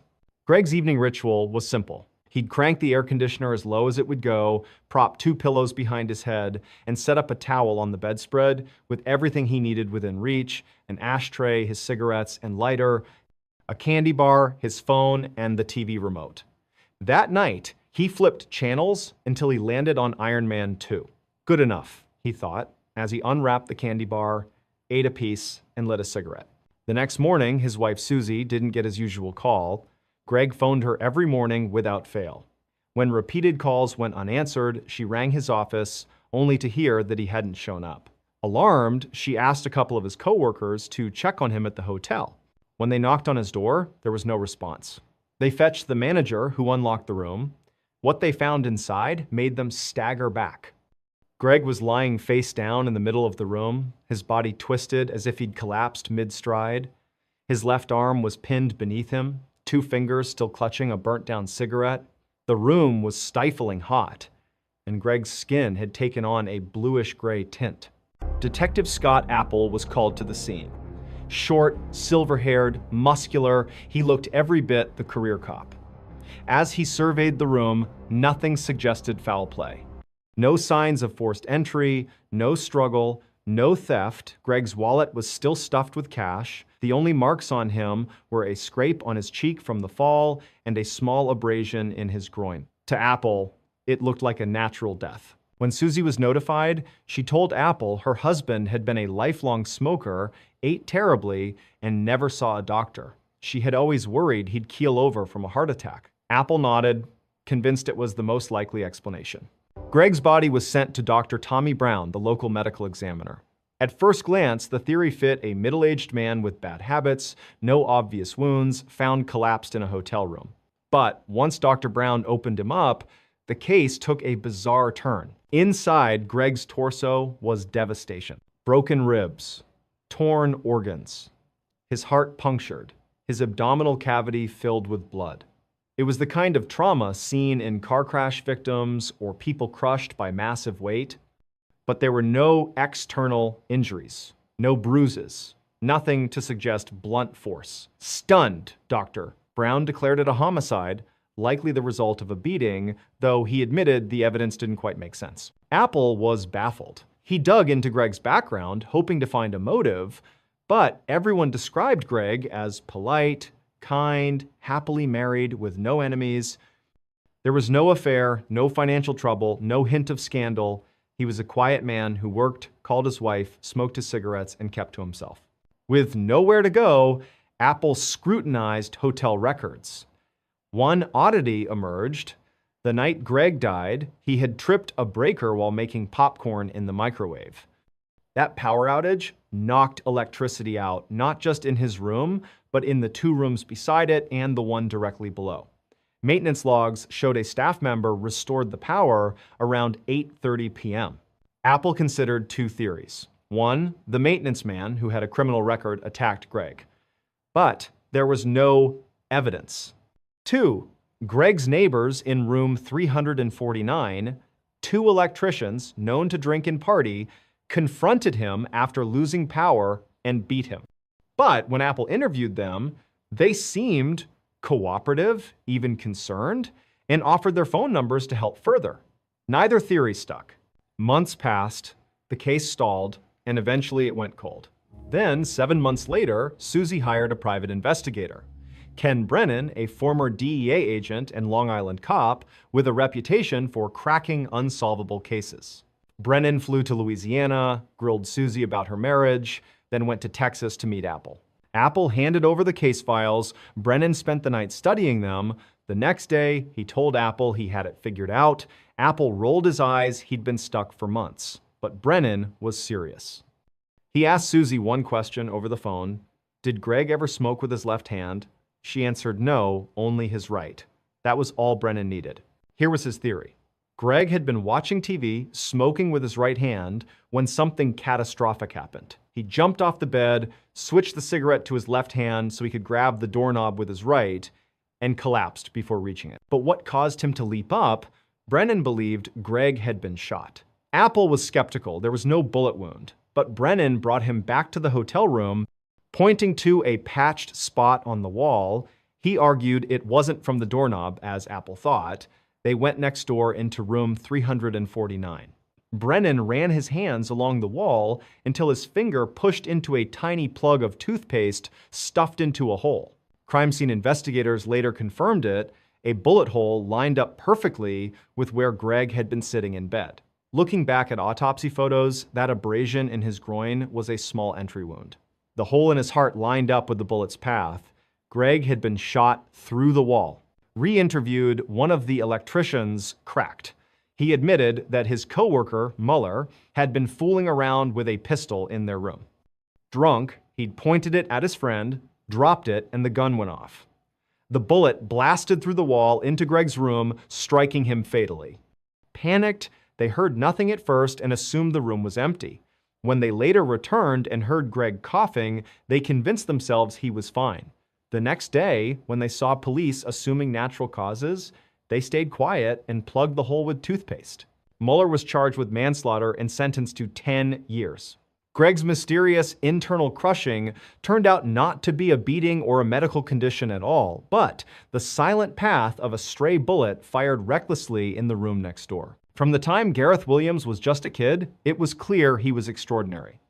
At 17 years old, he had already earned a first-class mathematics degree from a university near his home in Wales. Within a couple of years, he had his PhD from the University of Manchester.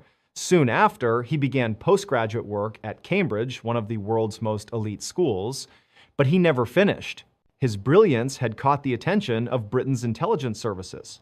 In 2001, at just 23, Gareth accepted a position at GCHQ, Britain's secretive government communications headquarters. There, he worked as a codebreaker, a job he excelled at.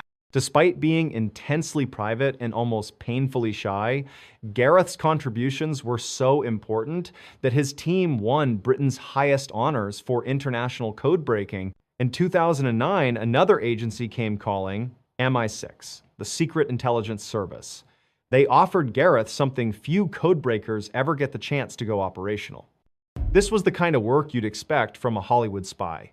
Field assignments, intelligence gathering, real cloak and dagger work. To many, it was a dream job. Gareth took it, but within months, he regretted it. MI6 was nothing like GCHQ. The culture was competitive, flashy, and social expensive cars, hard partying, long hours. Gareth wanted no part of it. He simply wanted to do the work and be left alone. At GCHQ, that was fine. At MI6, it made him an outsider. After less than a year, Gareth was planning to leave. In August of 2010, Gareth went on vacation. When the time came to return, he didn't show up at his London office. Oddly, no one from MI6 bothered to check in on him. Days passed without contact. It wasn't until Gareth's sister called the police, worried she hadn't heard from him, that anyone went to his flat. On August 23rd, a uniformed officer arrived at his Pimlico apartment for a welfare check. After knocking and getting no answer, the landlord provided a key. Inside, the officer called Gareth's name. No response. The first floor was empty, so he climbed the stairs. At the top was a closed door. When he pushed it open, what he saw would dominate international headlines for weeks. The bathroom was ordinary, except for the red duffel bag sitting in the bathtub. Inside that bag was the decomposing body of Gareth Williams. The bag had been padlocked shut from the outside. The key was found inside the bag, underneath Gareth's body. There were no fingerprints anywhere, not on the tub, not on the zippers, not on the padlock, not even on the keys. Gareth's iPhone was found nearby. It had been factory reset on August 15th, the same day Gareth was last seen alive on CCTV footage. Investigators concluded he had likely died that very day. The coroner's report was baffling. Gareth's body bore no signs of trauma, no defensive wounds, and toxicology tests showed no alcohol or drugs. The heat inside the apartment, the thermostat, had been cranked up despite it being August, sped up decomposition, making cause of death impossible to determine. So what happened? Theories exploded. Some suspected the Russian mafia. In the weeks before his death, Gareth had been working on cases linked to Russian money laundering, a dangerous assignment that could easily have made him a target. Others suspected MI6 itself. Why hadn't anyone checked on Gareth when he didn't return from holiday? Former intelligence officers publicly claimed MI6 may have staged a cover-up, cleaning the flat of fingerprints and evidence before police arrived. Then there was the more sensational theory that Gareth's death was an accident tied to personal interests. Investigators learned he had occasionally browsed bondage websites. Once his landlord had to help him untie himself after he bound his wrists to a bed frame, could Gareth have locked himself inside the bag as part of some bizarre experiment or fetish? Two experts tried to replicate it.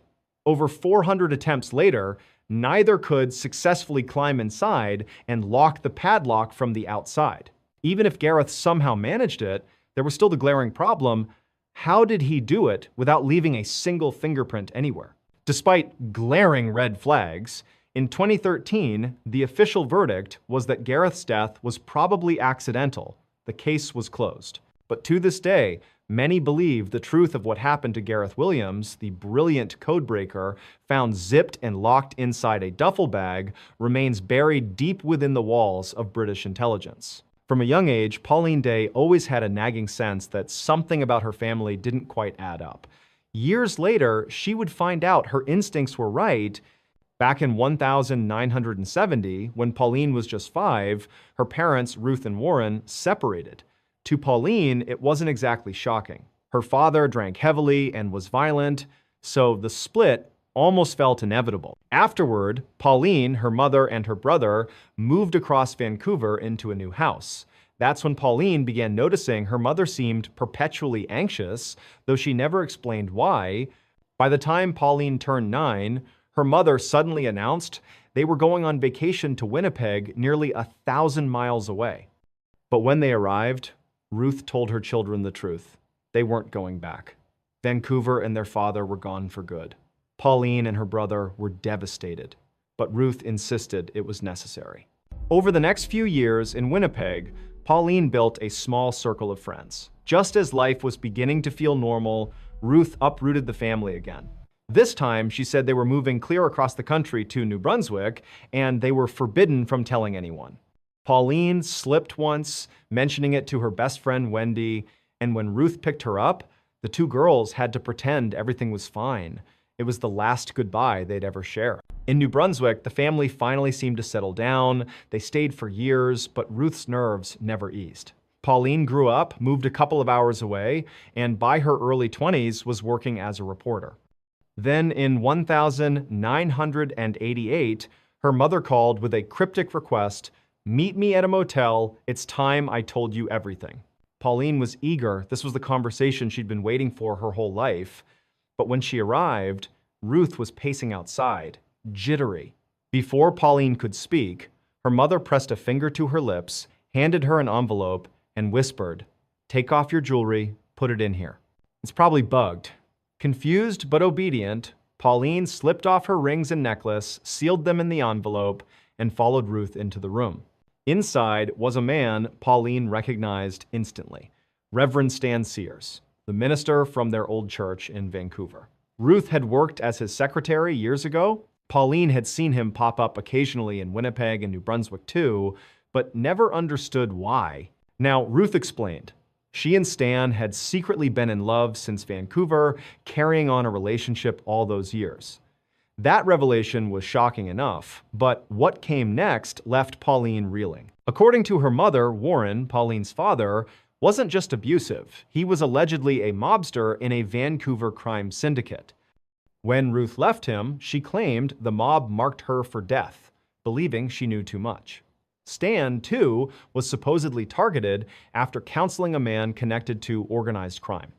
To protect themselves, Ruth said, they had fled Vancouver, moving from city to city under constant threat. Pauline was floored. For once, all the unexplained paranoia seemed to make sense. The sudden moves, the whispered warnings, the odd rituals, like her mother throwing out all the food without reason. Ruth explained it was because they'd been told the mob tried to poison them. Even Pauline's abrupt school changes were, in Ruth's telling, because the mob had discovered where she was enrolled. As the hours passed, Pauline listened, stunned. By the end, her mother revealed the final twist. After years in hiding, she and Stan had contacted authorities and entered a special witness protection program, which they called the Weird World. Agents, she said, were monitoring them constantly. Ruth handed Pauline a radio that supposedly connected directly to those agents and told her it should only be used in emergencies. To drive the point home, Stan rushed out to her car before she left, pressing a GPS transponder into her hand. "Hide this under your car," he said. "It'll let the agents track you." Pauline left the motel overwhelmed. But for a while, she went along. She ended her relationship, quit her job, and moved apartments. The paranoia had sunk in. Eventually, she called her mother and begged to officially join this so-called weird world. Ruth and Stan seemed thrilled, but told her it would take time. But as Pauline confided in her new boyfriend Kevin, who would later become her husband, she began doubting. Was this story even true? Could her father really have been a mobster? Were they actually in hiding all those years? To test it, Pauline staged a trap. She phoned her mother in a panic and claimed the mob had broken into her apartment. Ruth told her not to call police and said she would check with Stan. Minutes later, Ruth called back saying agents had confirmed 2 mobsters had indeed been arrested trying to break into Pauline's home and that she was safe now. But Pauline knew it was a lie. She had made the whole thing up. No one had broken in. That was the moment the truth crashed down. Her mother and Stan weren't in witness protection. Her father wasn't a mobster. There was no mafia plot. Instead, Stan suffered from a psychological condition called delusional disorder, one fixed false belief. His happened to be that the mob was after him. Through shared psychosis folie à deux, he passed this delusion to Ruth. Together, they spun the elaborate story and lived it for decades. Even when Pauline confronted them, neither admitted the truth. They went to their graves, convinced the mafia was after them. Pauline never received an apology, never had her mother acknowledge reality. Their biggest fear was that Pauline herself would now be vulnerable because she didn't use the transponder or the radio. Ultimately, Pauline found peace in telling her story.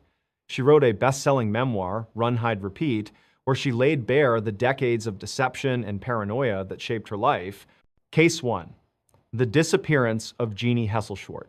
In 1995, 37-year-old Jeannie Hesselschwart lived in Arlington, Massachusetts with her fiancé, Mike Monahan. They had been together for a decade, and their families described them as deeply in love and devoted to each other. That summer, in July, they planned a backpacking and sightseeing trip to Yosemite National Park in California. On July 9, the couple entered Yosemite by a seasonal road that was only open in summer. It was quiet and desolate, no traffic, no people, and the drive itself would take 2 hours before reaching their destination. Roughly 2 hours in, they came to a scenic turnout where a handful of tourists were gathered admiring the view. Jeannie and Mike decided to stop, stretch their legs, and look around. Mike mentioned he wanted to head down a short path that was said to be good for bird watching. Jeannie, on the other hand, wanted to walk the opposite direction toward an overlook. They agreed to split up, each taking 15 minutes before meeting back at the car. Mike finished his short walk, returned as planned, but Jeannie never showed. At first, he waited, then asked the nearby tourists if they'd seen her. No one had. Growing anxious, he wandered a little up the trail she had taken, but quickly realized it branched off in several directions. Not knowing where she went, he hurried back.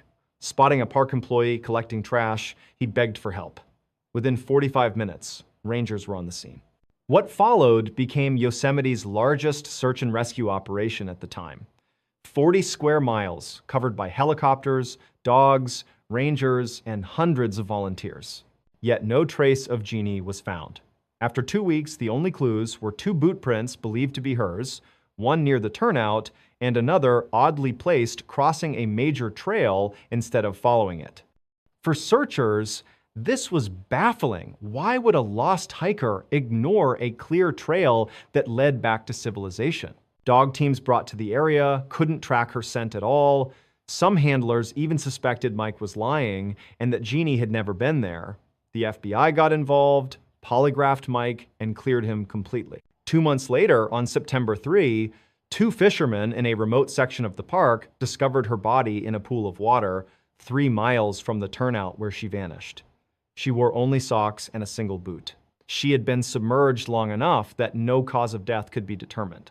At first, it was speculated she might have fallen into a river upstream and been carried down. But officials pointed out the waterway was filled with debris. Her body couldn't have drifted that far. That left 2 possibilities. She had somehow climbed down 0 feet of sheer cliff without gear, or someone had carried her. Neither seemed realistic. A tracker later suggested Jeannie may have mistaken the rustling of aspen leaves for the sound of traffic on a road. Panicked, she might have walked toward the sound, even crossing over a trail in the process, ultimately leading her to a dangerous cliffside where she fell. But officials doubted this too. Reaching the exact pool where she was found would have required not just falling, but practically leaping. To this day, no definitive explanation exists. Case 2, Amy Linkert and Joe Blasley, Craters of the Moon. On September 19, 2013, 69-year-old retired teacher Amy Linkert and her friend, 63-year-old physician Joe Blasley, left for a short trip to Craters of the Moon National Monument in Idaho. The park is a dormant volcanic field covered in sharp lava flows, massive craters, and riddled with more than 100 miles of lava tubes beneath the surface. They told family they'd return by the 21st, but when that day came and went with no word, relatives grew worried. By the 23rd, authorities were contacted. The women's pickup truck was soon located in the park's lot. Inside were their purses, phones, and most concerning, their 2 beloved dogs, alive but abandoned. Their families insisted this was unthinkable. The women adored their pets and would never leave them. The search escalated immediately. Helicopters scanned from above while teams scoured the rough terrain. Within a day, Amy's body was discovered far off any trail in an extremely rugged, inaccessible area. Park officials were stunned. This wasn't somewhere casual visitors could stumble into, especially not 2 older women out for a light hike. For weeks, teams searched for Joe. Cadaver dogs scoured the lava fields. Pilots flew repeated sweeps overhead. Nothing. Finally, on October 23, nearly a month after Amy was found, Joe's body surfaced 1 mile away in another equally treacherous remote spot. Neither woman showed signs of major trauma, and no incapacitating injuries were reported. The official ruling, accidental deaths. But the questions remain. Why did they leave their dogs and phones in the car? Why would they stray so far into lethal terrain? And how did Joe's body end up in an area that had already been heavily searched by both air crews and dogs? Theories of foul play linger, but without proof, the mystery remains. Case 3, Mark Hansen on the Appalachian Trail. On March 7, 1975, 21-year-old college student Mark Hansen set out with 2 friends, Ben Fish and John Chittister, to hike the Appalachian Trail during their spring break. All 3 were fit and eager to test themselves on one of the trail's toughest sections. The weather, however, was terrible cold, rain, and snow forecasted. John quickly realized the conditions were too much and turned back. Mark and Ben pushed forward, determined to prove themselves. The hike was brutal. Uphill climbs, freezing rain, heavy packs. Ben managed well, but Mark struggled, lagging behind, exhausted. By evening, they still hadn't reached the Tri-Corner Knob shelter where they planned to sleep. As snow began to fall, Mark collapsed onto the trail, insisting he could go no further. Ben begged him to push on, but Mark refused.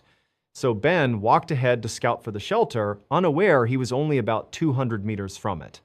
Missing it in the dark, he returned and set up nearby, deciding to camp within sight of Mark. That night, Ben had a nightmare of Mark screaming for help as something dragged him into the forest. When Ben awoke, Mark was gone. Only his backpack remained. Fresh snow had covered any tracks. Panicked, Ben rushed down the trail and stumbled upon the shelter so close they could have made it the night before. A massive search followed. Mark's pack still held his food, tent, and warm clothes. For over a week, rescuers scoured the area. Rangers found a large cave nearby filled with animal bones, evidence of a predator, possibly a bear. On the 9th day, Mark's body was found 3 miles downhill, propped against a tree. His gloves, boots, and jacket were off and neatly placed beside him. The autopsy suggested he died 36 hours after leaving the trail. But why did he leave? The trail was wide and obvious. Even in snow, it was nearly impossible to stray off accidentally. And Mark had been too weak hours earlier to even stand, yet somehow he traveled miles through rough terrain in the middle of the night. Was Ben's dream actually real? Did something attack Mark and drag him away? The truth remains unanswered. In April of 2020, a 17-year-old named Sam, an avid outdoorsman, decided to head out on a one-night backpacking trip in Arizona's Superstition Mountains. The origin of that name has several theories, but the most widely accepted is that people began avoiding the area due to the many unexplained deaths that had occurred there. Because so many feared mysterious death, the range was branded the Superstition Mountains. Sam, however, was not superstitious. He knew the terrain well and often hiked there, especially an 8-mile loop trail that cut through a canyon. His plan was straightforward: hike 4 miles in, camp overnight, and then hike 4 miles back the next day. Originally, he was supposed to have a friend with him, but at the last minute, his companion canceled. Sam hesitated, wondering if he should still go, but ultimately chose to do it solo since he was so familiar with the route. He had intended to start early to maximize daylight, but between delays, traffic, and rough road conditions, he didn't reach the trailhead until 5:45 p.m. That was far later than he wanted. He knew immediately this was a bad call, he'd be losing light fast, and there was almost no chance of making it to his planned 4-mile campsite before dark. Still, confident in his stamina, he figured he could at least push 2 or 3 miles in, where he knew there were decent clearings to camp. He decided to chance it. But progress was slower than expected. The sun dipped below the horizon, leaving him in total darkness. His flashlight beam stretched barely 10 feet ahead, and at one point he nearly slipped off a rocky ledge, a fall that could have seriously injured him. That's when reality hit. He was 15 miles from the nearest help, in an area with poor cell reception, on treacherous roads, and no one knew his exact location. He realized continuing was reckless. He needed to stop immediately and camp right where he was. Luckily, just off the trail, he spotted a small clearing in the trees. Shining his light revealed an open space, and on its edge, he noticed the remains of an old fire pit. Someone had clearly camped here before and survived the night, which reassured him. He suddenly felt relieved, almost smart, for stumbling onto it. Sam didn't carry a tent. He preferred sleeping on a pad inside a sleeping bag with a tarp strung overhead in case of rain. The surrounding pines made it easy to rig his tarp. Soon he had a fire going, cracked open a can of beans, and settled in for dinner. For a while, everything felt perfect. But as he ate, a nagging unease set in. Something felt off. He found himself scanning the tree line, trying to spot anything unusual. But seated next to a fire in a dark forest meant his vision was limited to a tiny circle of light. Beyond that, it was nothing but blackness. He told himself it was just nerves. Yet, while rationalizing away the feeling, a marble-sized rock suddenly sailed out of the darkness and landed at his feet. Instant dread shot through him. The rock seemed to confirm his instincts he wasn't alone. He quickly scanned the trees, straining his ears. For the next 15 minutes, he listened and watched, tense and ready. But nothing else happened. No more rocks, no footsteps. Slowly, he began calming down, convincing himself he had probably kicked it without realizing, or maybe it had tumbled loose from somewhere. Eventually, he relaxed, climbed into his sleeping bag beneath the tarp, and drifted to sleep. Hours later, he woke abruptly. The same heavy sense of dread had returned, stronger this time. He couldn't see or hear anything, but the feeling that something was wrong was undeniable. Then he caught it, the faint crunch of leaves, like footsteps, about 30 to 40 meters away. At first, he couldn't tell if they were moving toward him or away, but after half a minute, the sound faded. He told himself whoever or whatever it was had left. Still uneasy, he decided to grab his flashlight and shine it in that direction. He reached beside him where he had left it earlier, but his hand came up empty. Confused, he patted the ground. Nothing. His flashlight was gone. Alarm bells rang in his head. The only way it could be missing is if someone or something had taken it. He scrambled out of his sleeping bag, ducking under the tarp, frantically searching the ground. Then, out of the corner of his eye, he spotted light reflecting. Turning, he saw his flashlight lying on the ground 10 meters away, which meant something had been close enough within inches of his sleeping body to pick it up and move it while he lay helpless. His first thought, it's a trap. Whoever did this wanted him to leave the safety of his camp and walk into the dark. A wave of nausea hit him from fear, but he forced himself to stay calm. He laced his boots, grabbed his knife, and made a decision he wasn't going anywhere near that flashlight. Instead, he fed his fire higher and higher, determined to keep it blazing as long as possible. For hours, he stood in the center of the clearing, knife in hand, watching and waiting. Every so often, he'd hear those same rustling footsteps creeping closer, always coming nearer when the fire burned low, pulling back when he stoked it higher. It was a terrifying game of patience. But by 3 a.m., his firewood was gone. Unless he ventured into the forest for more, which he absolutely would not, his fire was going to die. As the flames dwindled, the footsteps returned. This time, closer. At first, they stopped 15 meters out. Then, as the fire shrank further, they crept to within 3. Whoever or whatever was there positioned themselves behind a dense cluster of trees, deliberately staying just out of sight. He couldn't see them, but he knew they were there. And then, silence. For 2 hours, Sam stood frozen, staring at those trees, certain something was lurking behind them, waiting. Finally, just before sunrise, the presence retreated. He heard the steps fade into the woods and never return. When daylight finally broke, Sam didn't bolt immediately. He waited until the clearing was fully lit by the sun before quickly packing up. Then he practically sprinted down the trail, didn't stop until he reached the parking lot, and sped 20 miles straight to the nearest gas station. Breathless, he got out of his car to collect himself. That's when he noticed something new. On the dusty rear window of his vehicle, someone had traced a message with their finger. It read, "Sleep well?" Sam is certain the person or group that stalked him in the Superstition Mountains was the same one that left that chilling note on his car. And he still wonders what might have happened if he had gone to retrieve that flashlight. In 1982, a teenage boy and girl who had only recently started dating but already shared a passion for the outdoors decided to spend a weekend camping in Maine. On their very first night at around 1 a.m., the girl woke suddenly because she needed to use the bathroom. She reached for the zipper of their tent flap, but froze when her ears caught a strange noise outside. It wasn't loud, but it was unmistakable. The sound of digging. Something or someone was clawing at the dirt just a few feet away. Her first instinct was to dismiss it as some small animal, but curiosity tugged at her. She slowly unzipped the tent just enough to peer out, and since there was a clearing under the moonlight, visibility was fairly good. What she saw nearly made her faint. Just a couple of feet away crouched a grown woman, her back to the tent, furiously clawing at the earth as though trying to unearth something. The girl gasped, stumbling backward into her boyfriend. He shot awake, startled, and asked what was wrong. She silenced him with a panicked gesture and pointed at the slit in the tent. He leaned forward to look, and there she was. A strange woman, digging frantically into the soil with her bare hands. Shocked, the boy grabbed a flashlight, despite his girlfriend's pleas not to. He unzipped the tent a bit more and shone the beam directly on her.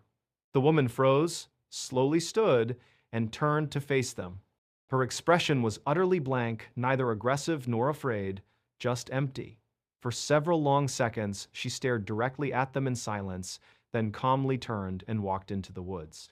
The couple sat in stunned silence for several minutes, then unzipped the tent completely and stepped outside to make sure she was gone. They swept their flashlights across the clearing, but she had vanished. They approached the spot where she had been digging and found only a shallow hole 4 inches deep with no obvious purpose. Confused and unsettled, they decided the best thing to do was to report it to the rangers in the morning. Feeling a little more secure that she had left, they zipped the tent and tried to go back to sleep. Minutes later, the sound of running feet jolted them. She was back. When they looked outside, the woman wasn't digging this time, she was rummaging through their gear scattered around the camp. Her movements were erratic, almost animalistic. She'd pick up an item, glance at it, then hurl it behind her, repeating the process over and over. The boy stormed out of the tent, shining the flashlight on her. "You need to leave," he yelled.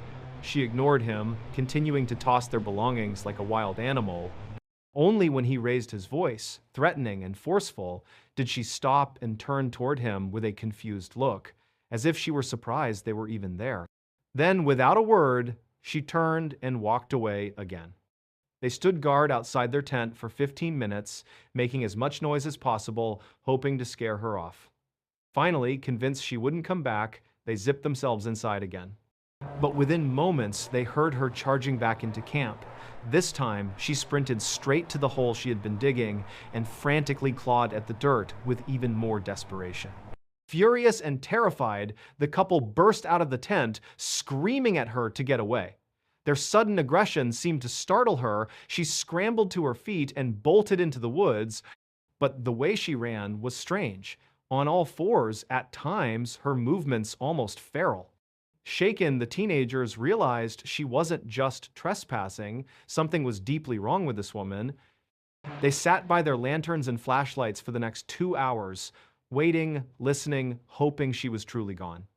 But when exhaustion overcame them around 3:30 a.m., they convinced themselves it was finally safe, zipped up the tent, and went to sleep. When morning came, they unzipped the tent to find chaos. Their gear was scattered across the clearing, strewn in every direction, as though she had come back yet again while they slept. The hole she had been digging was now over a foot deep, far deeper than before.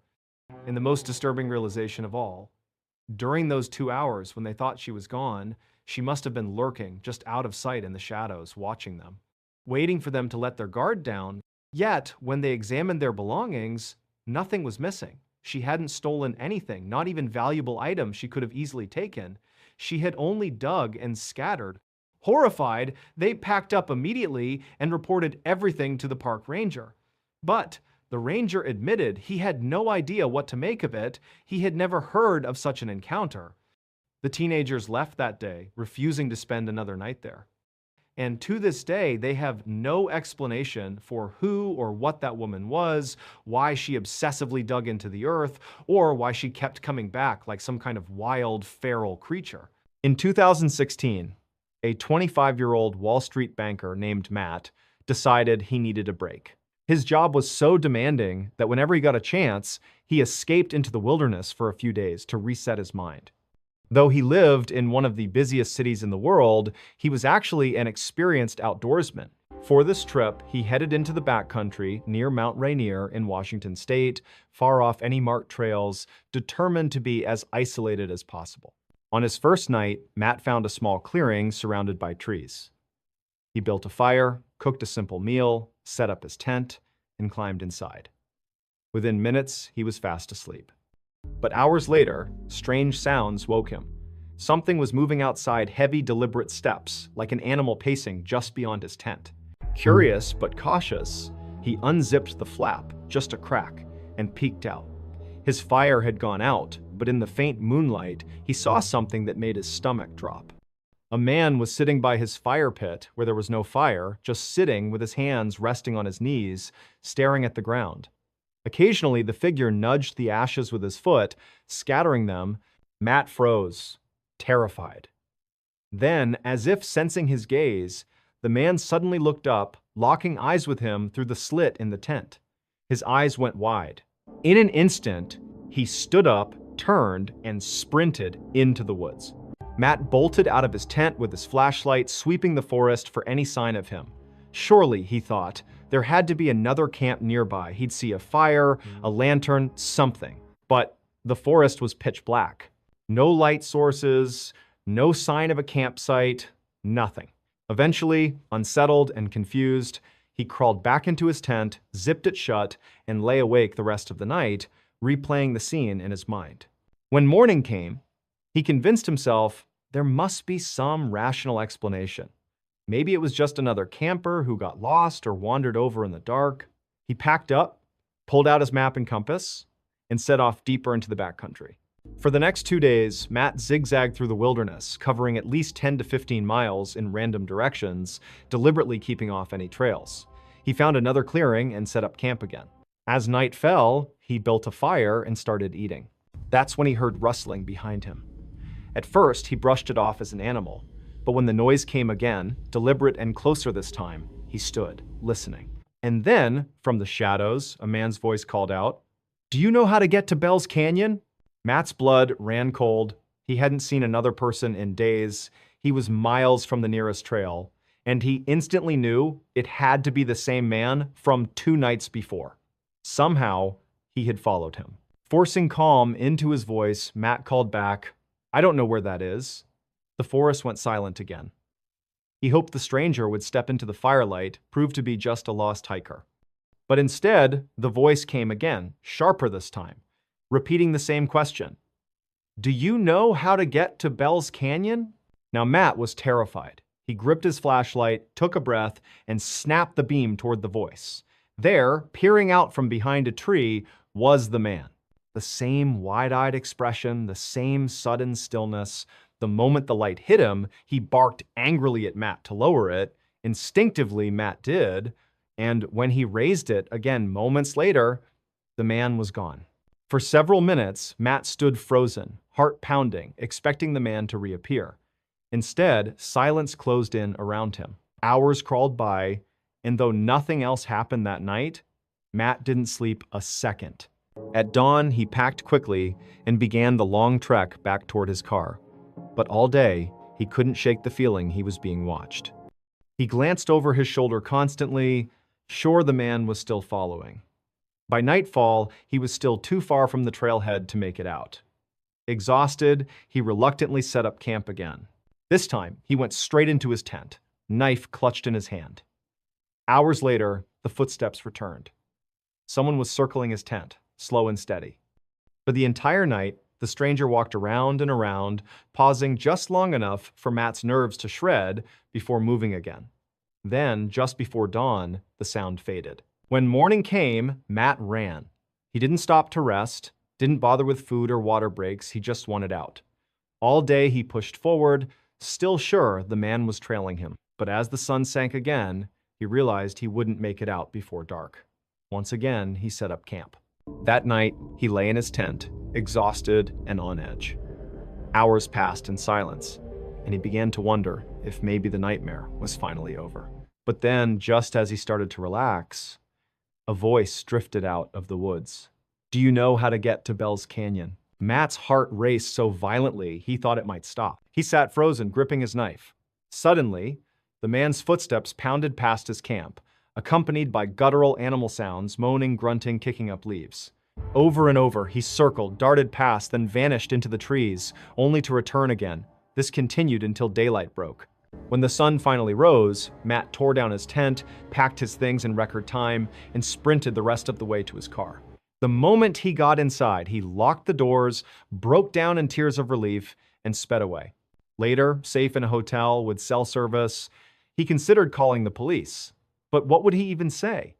The man hadn't technically broken any laws, he hadn't attacked him. He had just followed him relentlessly, impossibly, for 3 days, across 30 miles of rugged terrain, without a flashlight, without any visible supplies, repeating only one question: "Do you know how to get to Bell's Canyon?" On the 27th of April, 1997, a farmer in Indonesia was leading his livestock through a dense sugarcane field near his home when his foot struck something unusual. He looked down and noticed a mound of dirt that seemed oddly out of place. For a moment, he considered digging, but since the land wasn't his, he chose to leave it alone and instead reported the strange discovery to the village head. The leader, accompanied by several men, returned to the field and began poking at the mound with a stick. Immediately, a terrible stench seeped into the air, so foul that it forced them to back away. Alarmed, they informed the authorities, who ordered the men to dig further. After just a few minutes of shoveling, their spades struck something soft. With a mix of fear and dread, they brushed away the dirt until a young woman's face appeared, her body buried upright, her head protruding from the soil. Police soon identified the victim as 21-year-old DWI, who had last been seen 3 days earlier when she left home to run a simple errand. That same day, a 15-year-old rickshaw driver came forward with crucial information. He told investigators that on the 24th of April, the night DWI disappeared, she had hired him for a ride. Instead of giving him a clear destination, she only instructed him to travel in a certain direction, saying she would guide him further along the way. When he pressed her, she reluctantly admitted she was going to see a local shaman. The police traced this man, a 45-year-old named Ahmad Siraji. At first, he denied any involvement, claiming he had not seen DWI at all. But when police searched his home and found her belongings inside, his facade crumbled. Without hesitation and almost disturbingly calm, he confessed. He admitted not only to killing DWI, but to murdering dozens of women the same way and burying them in the sugarcane fields. Authorities returned to the fields and began excavating.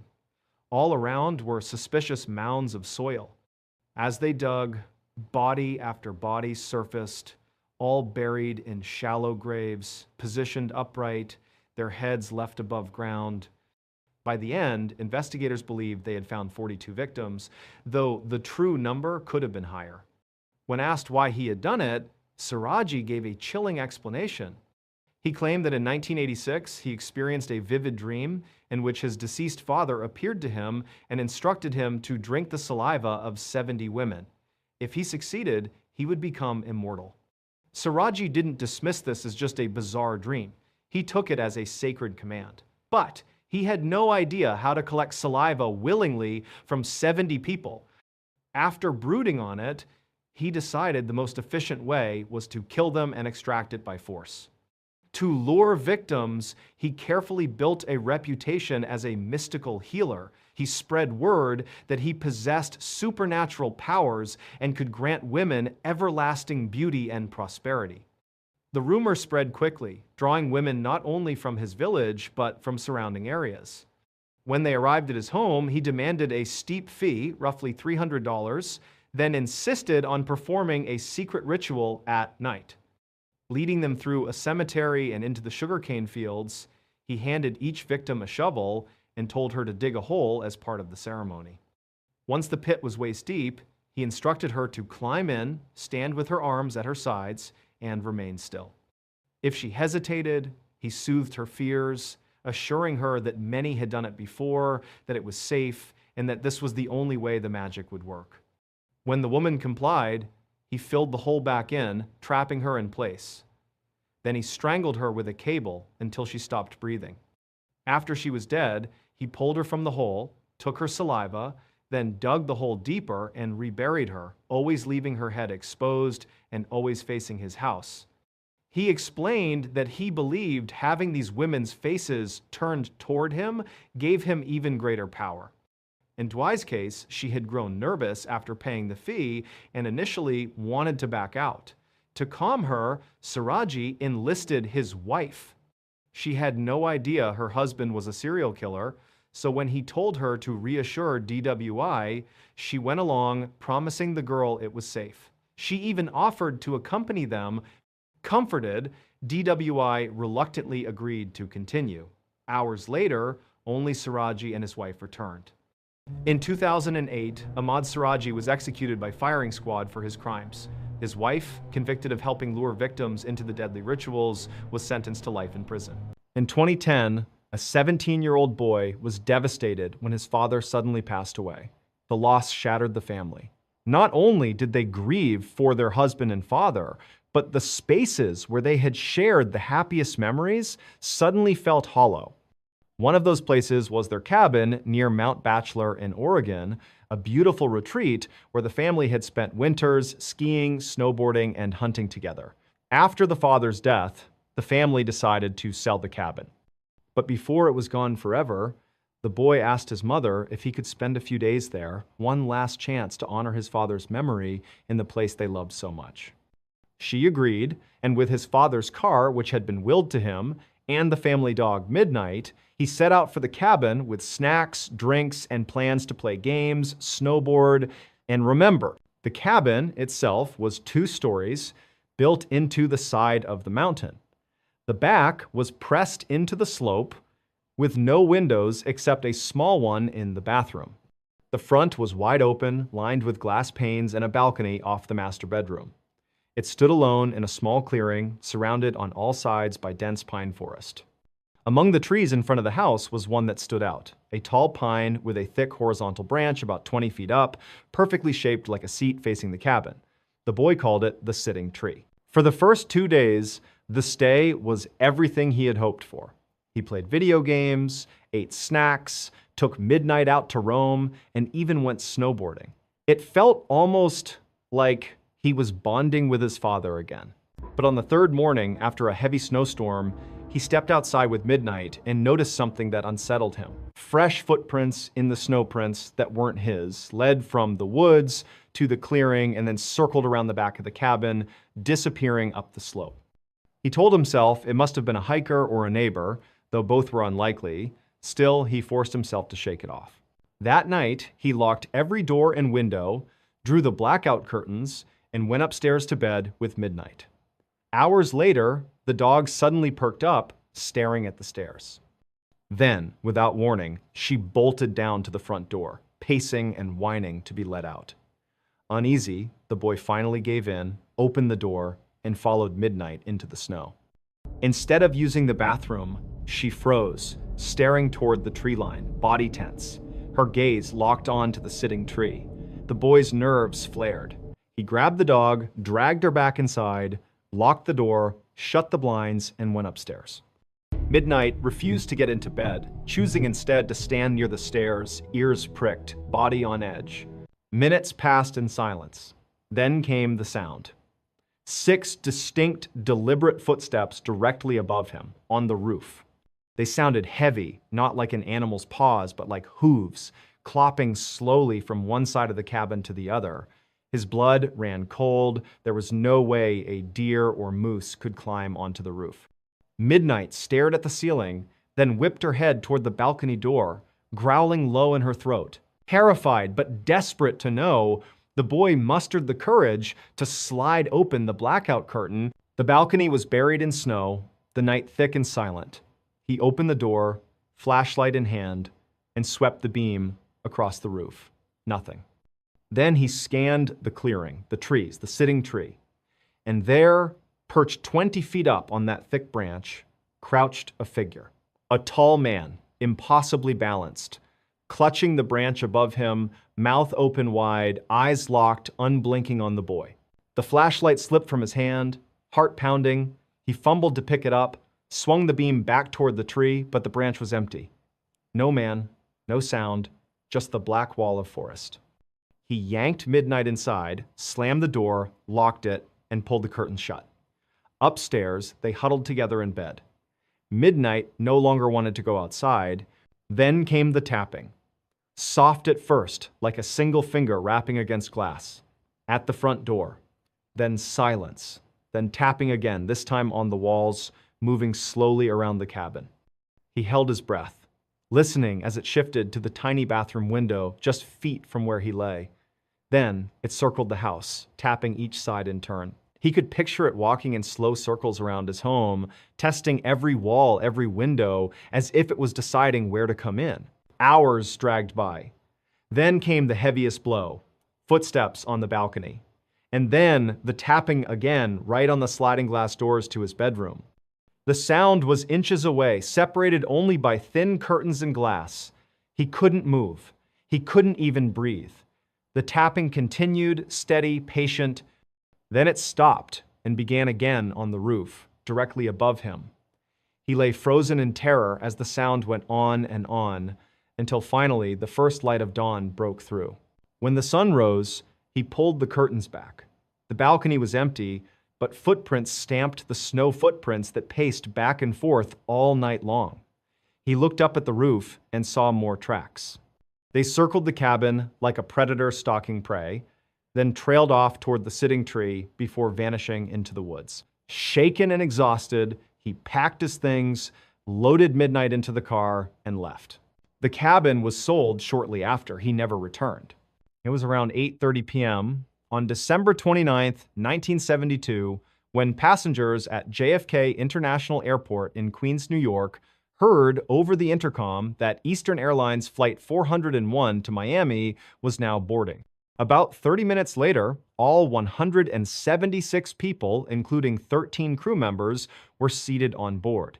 This wasn't just any airplane. Flight 401 was one of Eastern's brand new Lockheed L-1011 TriStars, a massive, state-of-the-art jet capable of holding up to 400 passengers.